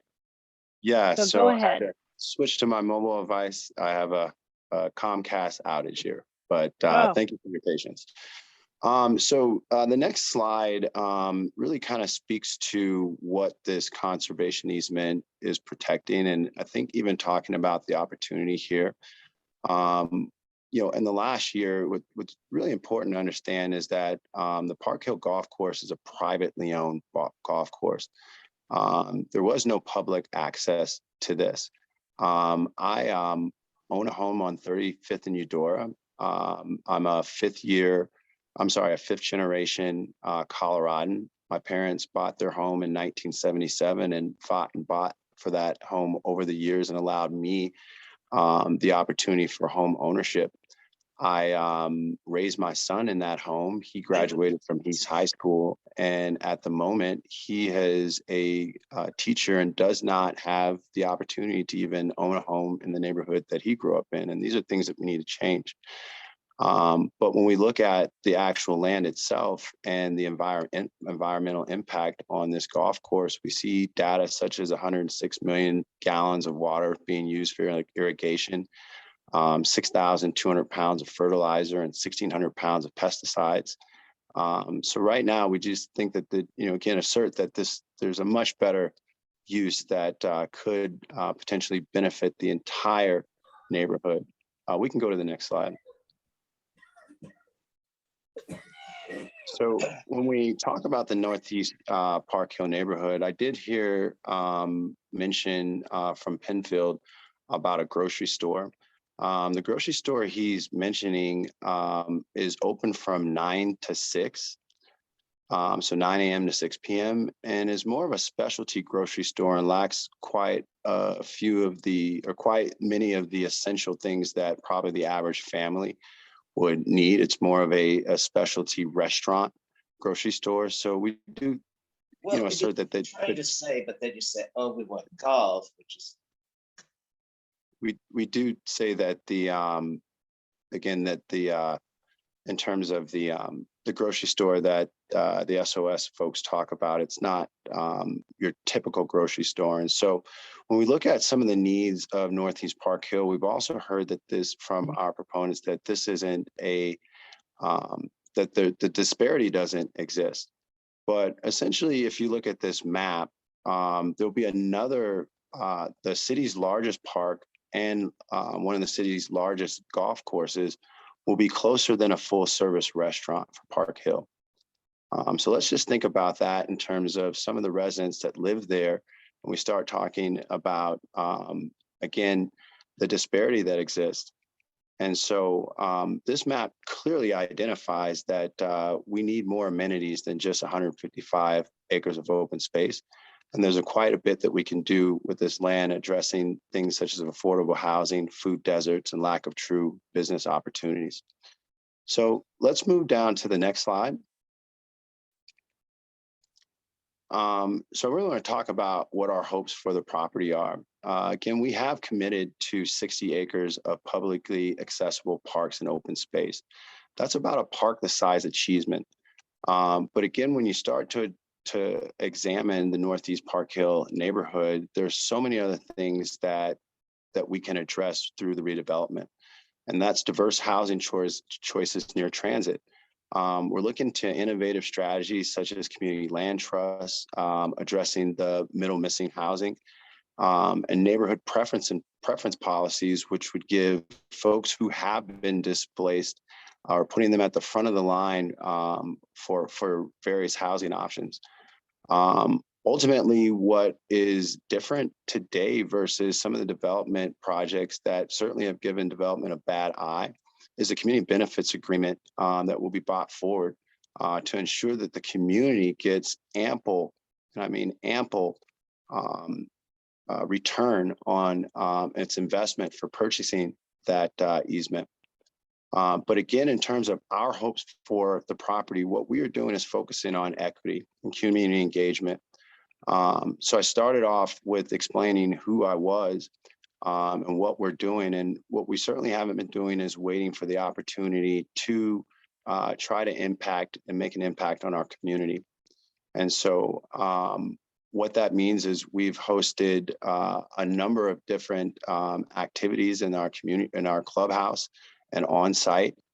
We've had food truck activations. We've helped vaccinate over maybe 2,500 people.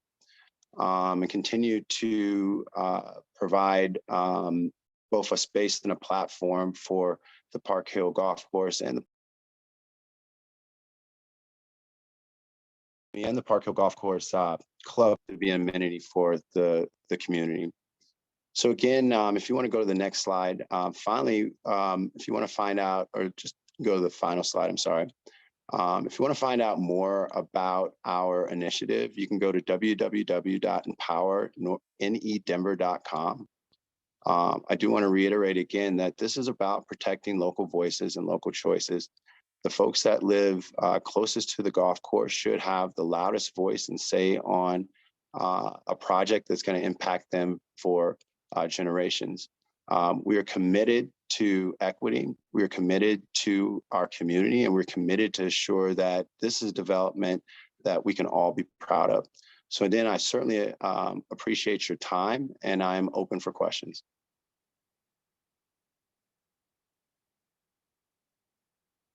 All right, thank you very much. I think we have a lot of chats and a lot of comments in the chat. So I'm going to start first, and let's go. I don't know who I have first, but Maria, did you want to make a comment or have a question?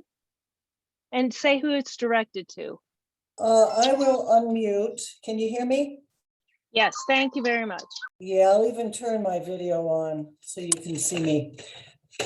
Sorry about my hair. This is a question for Mr. Harris. The 60 acres of park that Westside is holding out for the Park Hill Golf Course land, does that include the 25-acre detention pond that is part of the Platte to Park Hill stormwater project, in which there will be no trails, no benches, no trees, because it's a stormwater sump? So does the 60 acres include that 25 acres? At the moment, there hasn't been a definitive decision on what that includes. Again, we are gathering input from our community to understand what a good 60-acre functioning park would ultimately look like. And that's certainly something that we don't want to just push forward with our own vision. So we're working towards trying to understand a shared vision of how a 60-acre park really could be an amenity to the community. We are excited and hoping that we can move forward to a place of having these conversations to understand exactly how a 60-acre park with that storm drainage or without, again, we have not committed to either, how that would actually benefit the surrounding communities. Thanks for that. I think there was another question or comment, Woody.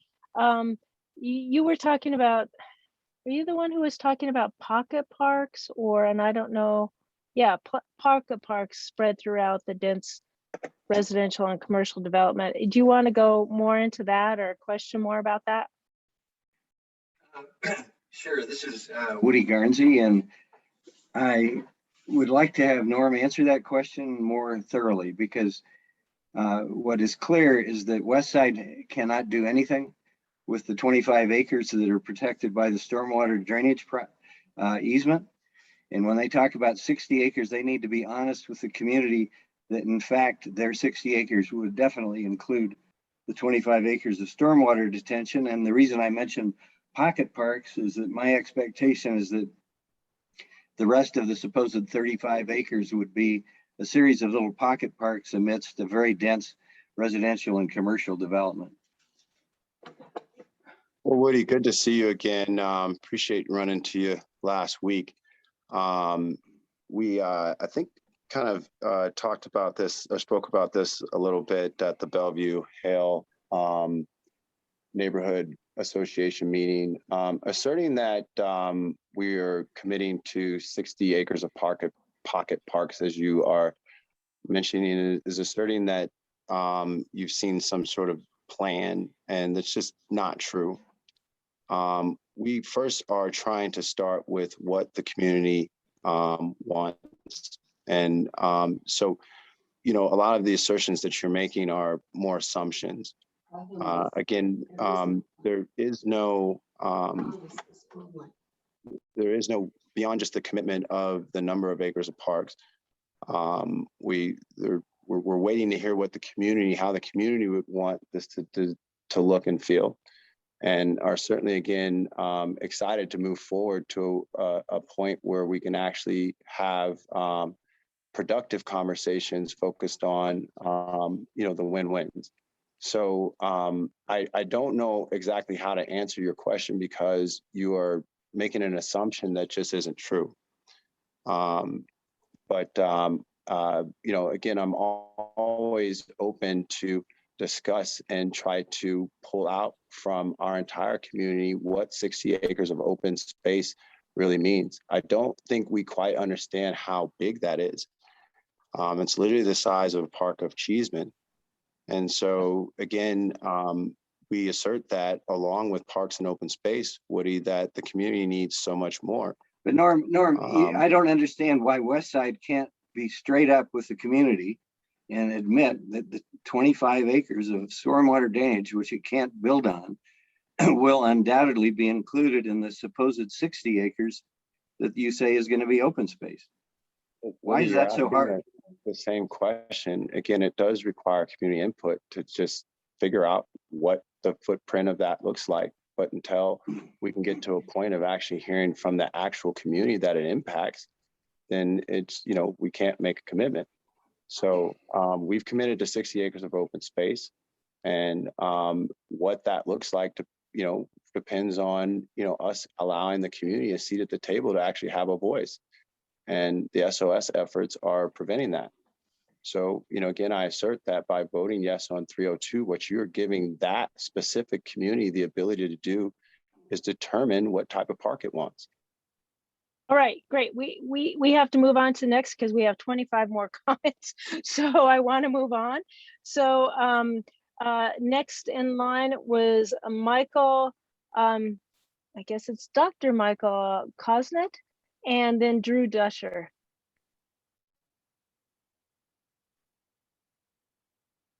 Hi, I'm Michael Kosnet.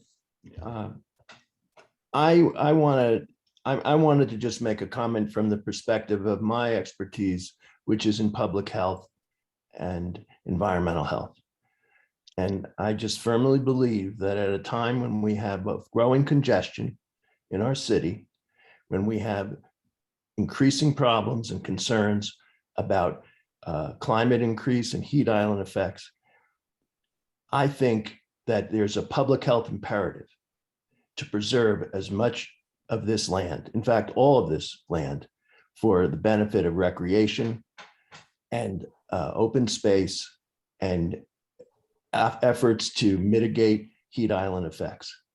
I think that there are plenty of good arguments for development elsewhere in the city, but the last large contiguous section of open space is a precious thing for the entire city of Denver.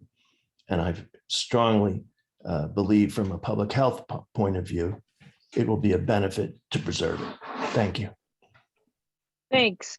Also on that question? line that, So is that I thought this was a question in it. Is there oh, a question? I think it sounds like it's a comment, but I do have a question that tags on from another people, because the issue regarding a golf course, because a golf course, again, doesn't have any indigenous plants. It doesn't have any, it uses a significant amount of water because local plants don't use that much water. They can use a third of what a golf course uses. So, I mean, the point is for both presenters, it's like, how is this going to, and you know, with the drought, with climate change, we're having more issues with water, and Denver has to purchase more water. And there's a big fight with Gross Reservoir up in Boulder County, where Denver has water, and Denver produces water for most of the Front Range.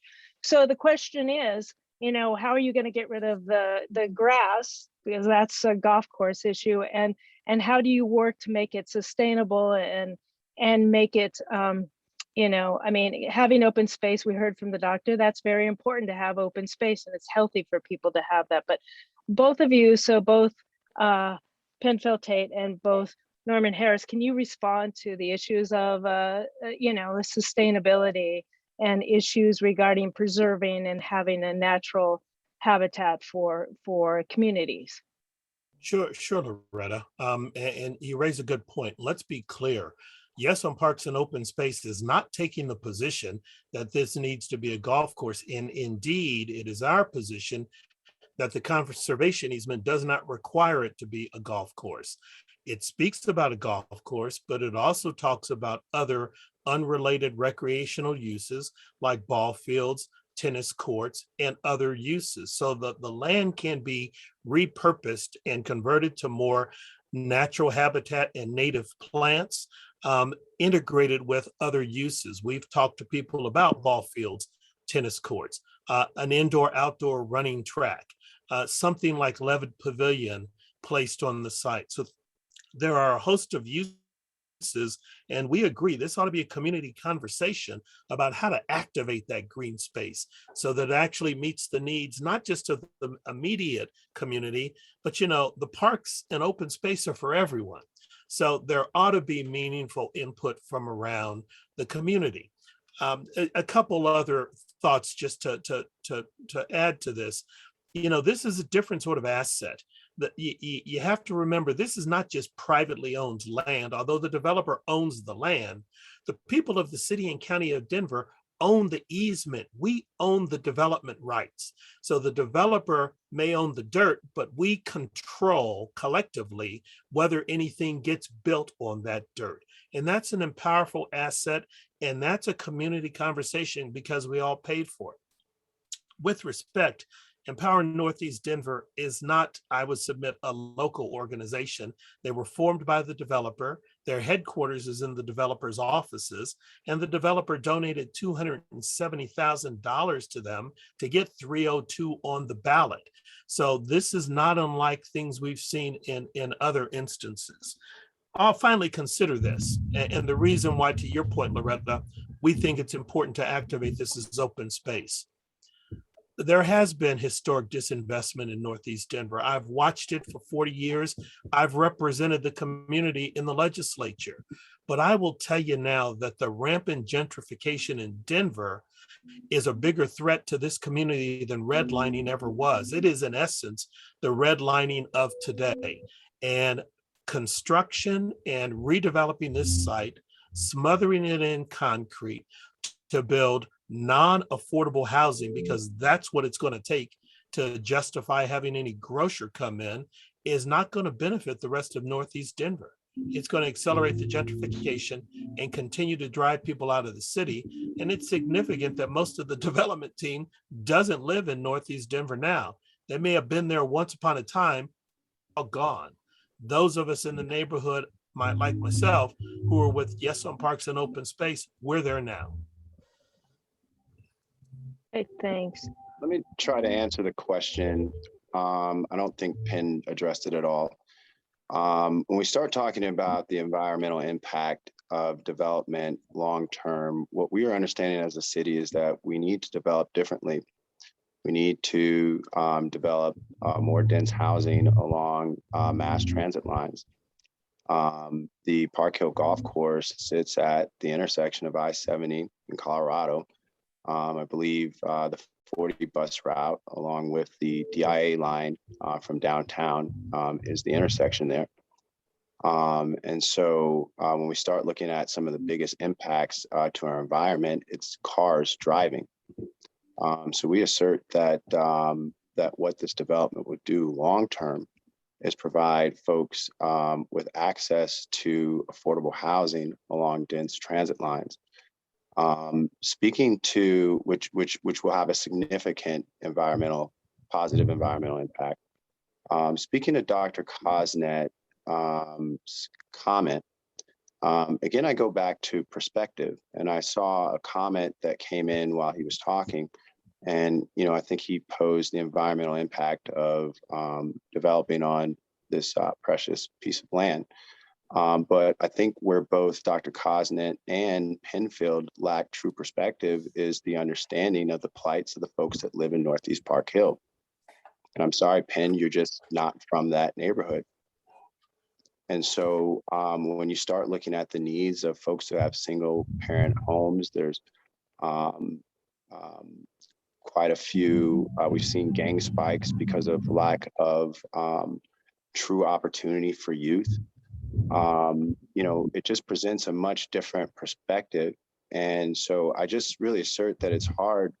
It's challenging for folks such as Dr. Cosnet and Penfield, who aren't really connected with the community like they need to be, to really voice exactly the concerns and needs of that community. So again, I'm in no way trying to disrespect or devalue both of your how you respect open space, but I'm certainly here to say that I just don't think you have the correct lens to just understand the true needs of the Northeast Park Hill community. So in regards to again some of the assumptions that we're hearing from these our opponents is that we are not going to create a community that is inclusive of all, and that we are not thinking forward in terms of creating an equitable development. And that's just not true. So when we are able to move forward and talk about the possibilities of what we can have, which is a win-win, we are certain that we are going to get the most folks to the happiest place. And I think that's what we're trying to do. Again, I assert that this is all about protecting the local voice of Northeast Park Hill, and those folks should matter the most. So thank you. Thanks. Norman, I'm sorry, Loretta, please, I have to respond to something. Okay. Norman, you don't live in the neighborhood anymore. Just because you own property in Northeast Denver doesn't mean you understand it any better than anybody else. I've lived in the neighborhood for the last 40 years. And with respect, redeveloping this 155 acres is not going to solve gang violence, is not going to resolve the plight of single parent families in this community or in this society. That's not going to happen. It's going to accelerate and exacerbate those problems because it's going to accelerate gentrification. That's what's going to happen when you smother concrete on this site. And I'm sorry, I mean, I live there. I've represented the district in the legislature. You don't live there, No, I live in Park Hill. Norm, you live in Aurora. Come on, man. Let me chime in. Hold on. Let me chime in because I think we have a lot of questions and where somebody lives right now. I understand that. I get that you guys have a lot of issues. So let's kind of go there. I think it's a big question. I think you're both trying to say you're representing community, the interest. I think, and we all as people who don't live there, okay? I haven't lived there. I don't live there, but I'd like to know.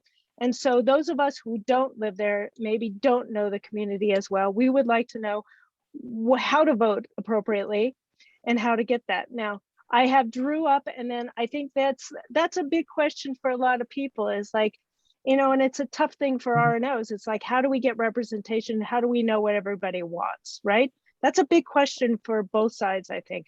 Drew, why don't you chime in, and you have questions or comments? Oh, I just two things. First of all, I am on the steering committee. I'm the representative for Elyria Swansea on the city-sponsored, Westside driven visioning process for Park Hill Golf Course right now. And Norm's comment kind of is typical of the way any outside, anybody not from what he calls his community, is basically shut down. I have heard comments on the steering committee. Why is Elyria Swansea at the table in this discussion? You know, Elyria Swansea neighborhood borders the park, but we're not supposed to be there. So the whole effort of the visioning process, and I think with Westside, and is to narrow myopically this discussion and only make it about this neighborhood, which has true historic needs we need to address. The problem is developing this 155 acres of green space is just wrong. And I want to go back to Dr. Michael Cosmet's comment that we have an air pollution problem in Denver. We have a climate a warming. We have a highway being tripled in its width just to the north of this park, the realignment of I-70. And it has been shown that large areas of green space function as the lungs of the city. And this developer, we need 155 acres of green open space. There are lots being assembled all around this park for future development, but we don't include that in the discussion. That there's going to be development around there, but we don't talk about that. And lastly, I just want to say this developer, Westside, they're in their recent development at Loretta Heights, they cut down 238 mature trees. Just cut them down. And so I'm very concerned about air pollution, climate warming, the access to nature and the benefits it provides and how essential it is for urban life. And that is what is not getting discussed in the steering committee or by the group of Norm Harris and the people pushing development of Park Hill Golf Course. I will stop there.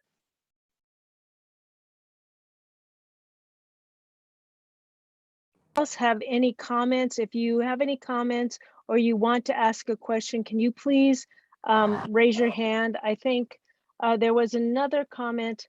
I know that, and this is something that maybe people can answer this, you know, both Mr. Tate and Mr. Harris can answer this, is breaking the conservation easement, and this is from Woody, breaking the conservation easement would constitute a gift from Denver taxpayers to the real estate developer of at least 50 to 60 million.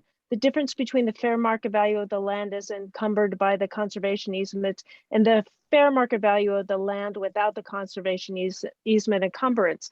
So this is a cost benefit issue that maybe you could both speak to, because people, you know, are always concerned about financial issues and the city just giving away money to developers. So why don't you both speak to that in a moment? So a few things, and I don't know how much more time we have allocated for this. To the economics, the city did indeed purchase a $2 million easement. And we believe that the community benefits that can be delivered through a 60-acre park, affordable housing. Okay, well, we got about 30 minutes.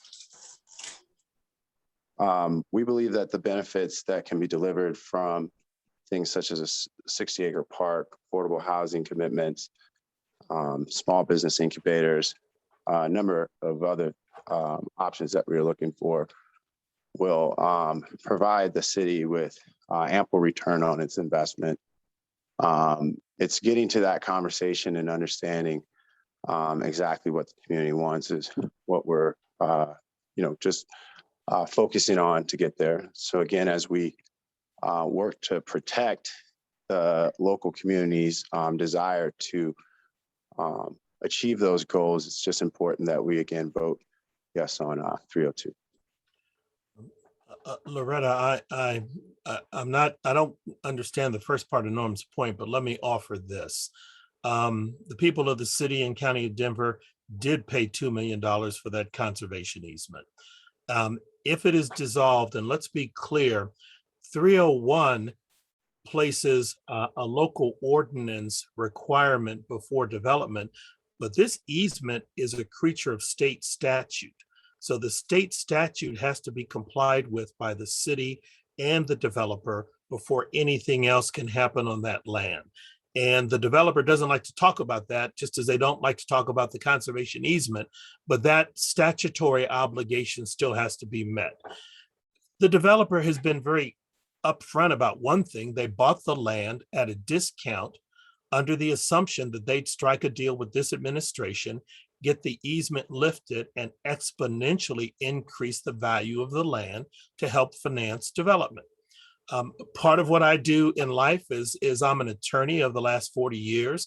My practice is project development. I represent governments that want to build airports, parks, schools, roads, bridges. So I do development finance. And the value and the cost of land is a key component. And if you can buy land for a fraction of its value and factor that in the financing, yeah, the people of Denver are being asked to give this developer almost an $80 million gift, if not more, based on what the land is going to be, what they paid for it versus what it's worth if the city just removes the conservation easement. That changes their entire dynamic, and we get nothing for that. The developer may talk about indirect benefits of development, but basically the people of Denver are getting robbed out of their initial purchase. But more importantly, we're losing on the initial value judgment we made, which is we value green space and open space over concrete. Well, again, what that easement protects is an 18-hole golf course, and you are a golfer, and I think that's what was valued. So, we can go back and forth on if we got a good deal or not. This was a very public process in terms of the listing of the property and the price that was offered. Some folks might say we got too good of a deal. Some folks say that we haven't. But ultimately, the economics of the deal do allow for us to provide things at scale, like affordable housing, open park space, that we couldn't do at a higher basis. But again, I hate to go back and forth on the economics and again, start to ignore the big question in the room that I'm seeing even that has been answered are, how this again impacts the people. And, I continue to assert that what's being ignored from Penn and his constituents is the voice of the people and their many needs that can't be addressed by 155 acres of open space. We've seen the neighborhood over the last, I think, 2 years lose about 14 or 15% of its Black population. And that's with 155 acres of open space sitting there. Those numbers continue until we, find different strategies to address it. And it's certainly not going to be with a big open park. Let's go there, because maybe you can just touch upon and say how you are working to keep, people of color in the neighborhood and how much affordable housing and what's the AMI. Again, those are things that we're going to have to negotiate with the community. So we don't have a model per se and have these numbers. We have to understand what we are going to be able to actually do. But in terms of things that we are committing to assure that our community does have a seat at the table are things such as neighborhood preference policies, which would give folks who have been displaced a priority in getting back to housing options. Looking into things such as community land trust to assure that the land is remains dedicated to its purpose in certain parts, and again to 60 acres of open space of parks and recreation. So in terms of the specific Black community that we are very much part of, we have had hundreds of conversations with business owners, community leaders, community organizations, and them being prepared for the opportunity and getting input on things they want to see. We've had conversations with groups of youth sports teams who have indicated a need and desire for a youth regional sports facility, which would support quite a few of the youth teams that are exist within Northeast Denver. We've had conversations with business groups and entrepreneurs about the need for business incubators, which will provide, affordable space for folks who can't afford, high prices on rents to get their business started. So we're looking at, a ton of options that ultimately produce equity and help, help level our playing fields, and again, drive wealth into our community. Okay, let me go on. Loretta, I want to let read. me answer. May I answer your question also? Yeah, and then we have like 24 more comments, so I want to get to Okay. those two. So be quick All right. about it. So I think it's important to note what Norm is saying, which is nothing, which is saying we're a developer, give us what we want, and we'll figure it out later and maybe do it or not do it. But we have no concrete plan, nothing you can look at and evaluate right now that tells you what we're going to do and how we're going to do it. And frankly, in our history in Denver, we've seen too much of this. We were promised affordable housing in the Central Park neighborhood. 25 years later, it hasn't been produced the way it was promised. Same in the Lowry redevelopment, same at the old St. Luke's redevelopment. And so you've got a developer saying, we're talking with people, we're thinking about this, we're thinking about that.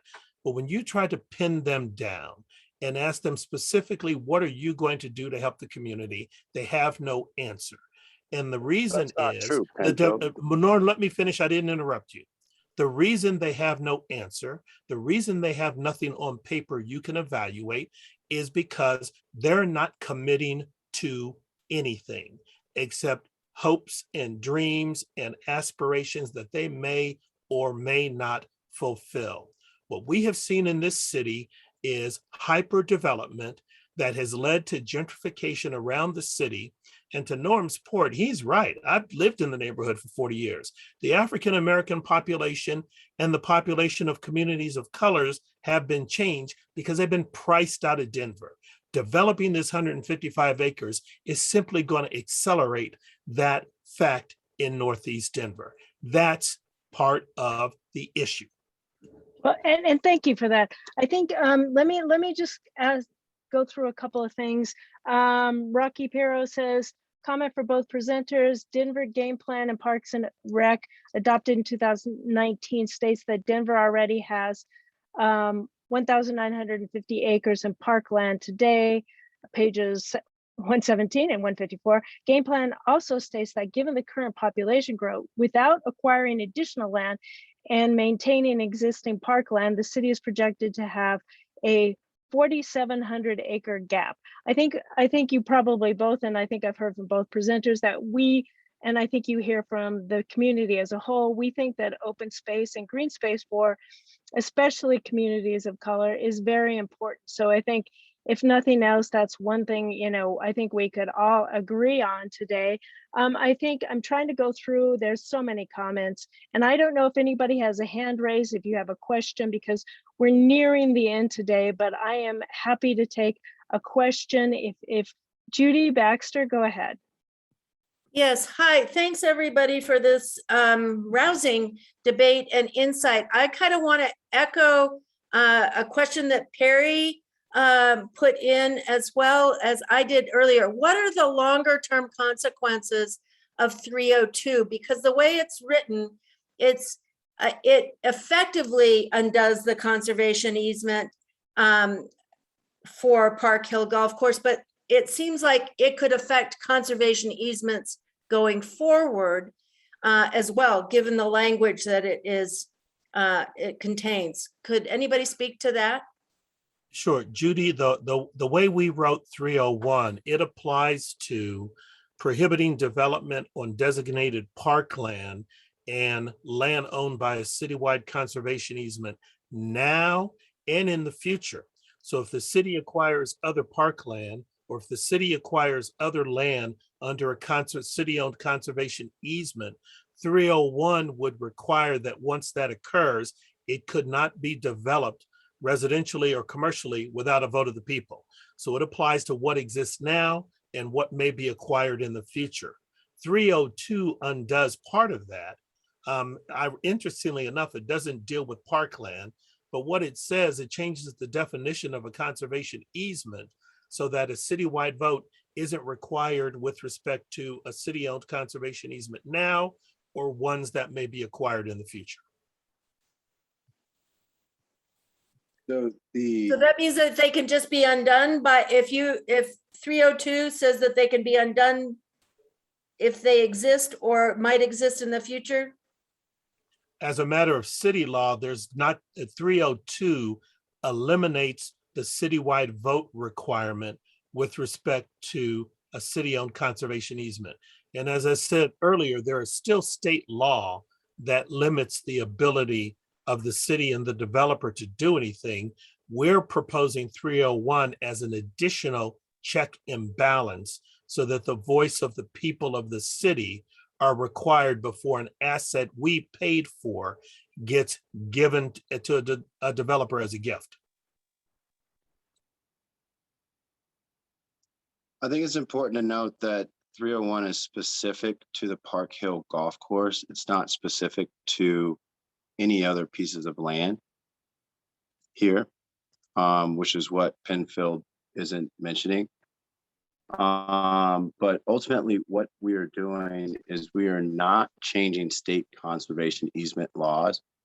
We're simply defining the conservation easement in the Denver law. Okay. So there was a question, and I think I overlooked it, but it's if Park Hill Golf Course is not equitably developed, then what is the opposition's plan as an alternative for improving economic and housing opportunities for the residents of Northeast Park Hill? And I think that's directed to you, Mr. Tate. The part of the problem with the question is it assumes that this developer will equitably develop the site, which I don't believe they're going to do or going to be able to do. And they've told you they have no specific plans. They're talking conceptually. Second, I'm not convinced, and I do believe, first of all, there's other development occurring around the transit stop at 40th and Colorado Boulevard, just to the west of the site. There's also proposed development, including affordable housing developments to the north of the site and to the northeast of the site. So other development in Northeast Park Hill and in that immediate area is occurring without the redevelopment of this 155 acres. So as a community, I think it's incumbent upon us to get involved in some of those other projects to engage the city and make sure that some of this equitable development that this developer talks about but isn't specific about happens. But the problem is this is an issue that's been going on for decades. This developer and this proposal is not going to solve all of these ills because they don't have a specific plan. They're talking concepts and they're saying, give us what we want and then trust us. And I'm not prepared to do that. So, and that takes me back. Yeah, I want to take you back to you, Mr. Harrison. And also I want to say, yeah, I'm going to give you a second. And are there long-lasting impacts of 302 beyond future beyond the Park Hill Golf Course? So that's added on to responding to Mr. Tate. Well, the long-lasting impact of voting yes on 302 ensures that local communities have the loudest voice in land use decisions. But I think the long-winded answer to what Penfield was saying is that no, they have absolutely no plan for addressing any of the needs of Northeast Park Hill. We do. We're not a developer. We're not proposing anything. We're just saying, keep the land available as it is now pursuant to the conservation easement. So no, we're not proposing redevelopment of the site. We're not proposing any development in Park Hill or any place in the city. We're advocating for preserving the conservation easement that Denver voters voted for. So Norman's right. We don't have a counter development proposal, and we're not going to develop one. We did provide some ideas of how the land could be activated based on the community's desires, consistent with an open space recreational conservation easement. The question before I was interrupted was what plans or how is your group ensuring that benefits come to the community that's impacted to address the many needs? And again, I reassert that you guys are not addressing those, nor even thinking about them. So I want to chime in. We're about at the end of our time. I think, you know, there's a lot of questions, and I'm hoping that people have a little bit more clarity. I can tell you this, I wasn't as fully aware of all the issues, but I think you've given me some information. What I'd like from both the presenters today is to put anything else that you have in the chat. If you have any links, if you have anything else, you can also send it to me, and we can try and post those on the website. But I want to let you know that if you can add that to, you know, us now, that will be great. So again, if you want to send it, if you want to put it in the chat, that's probably the best place to be. Otherwise, you can send it to president@denverinc.org. Those of you who are on today's Zoom, if you want to reach out to either of the presenters, if you have a contact information that either, you know, Penfield Tate or Norman Harris want to give and put that in the chat, that would be helpful too, because if we could reach out to you and if our RNOs have more questions, that may be something that we would be able to get from you. I don't know if anybody else has any final questions, but I would do that. But to both of you, I know you've been talking and listening to the other presenter. If you want to go through some of the chat, you might want to look at that. And we will save that for now. But and so I think, you know, we're all looking at finding ways to support community. Our INC is, you know, we're an overarching neighborhood RNO organization, and our goal is to give a voice to community members and to have RNOs have some kind of participation. And that's why we appreciate you coming today, but we would also like to continue the conversation. And I think Norman's contact information is in the link now in the chat, so please look for that if you want to reach out to him. And there we have Penfield Tate's in the chat. So I think it's really valuable that we have these conversations, you know, and those questions regarding, you know, whether who's involved, you know, those other overarching issues of a, you know, whether it's a conservation easement, does that affect all of the citizens of Denver? We have a vote on the ballot, so it's important for us, but we also want to respect the neighborhoods and those directly impacted. So we appreciate the conversations today. I don't know if anybody, I haven't seen any other raise of hands. And so we are at the end of our time today. Do I have a motion to adjourn? I'll make the motion to adjourn. Emmett makes a motion. Do we have a second? I'll second. This is Drew. Hi, Drew. Thank you. All right. So I really appreciate our presenters today. Thanks everybody who is here today. Councilwoman Ortega, Sarah Lake on 2E, Penfield Tate and Norman Harris, thank you so much. I don't know if either one of you or anybody else would be available to come to RNOs to speak. And that may be something that, you know, you want to reach out to them to see if they would speak to your RNO. So I really appreciate the lively discussion. I appreciate all your thoughtful consideration of this. And I appreciate you being a part of INC. Thank you very much. Take care, everyone.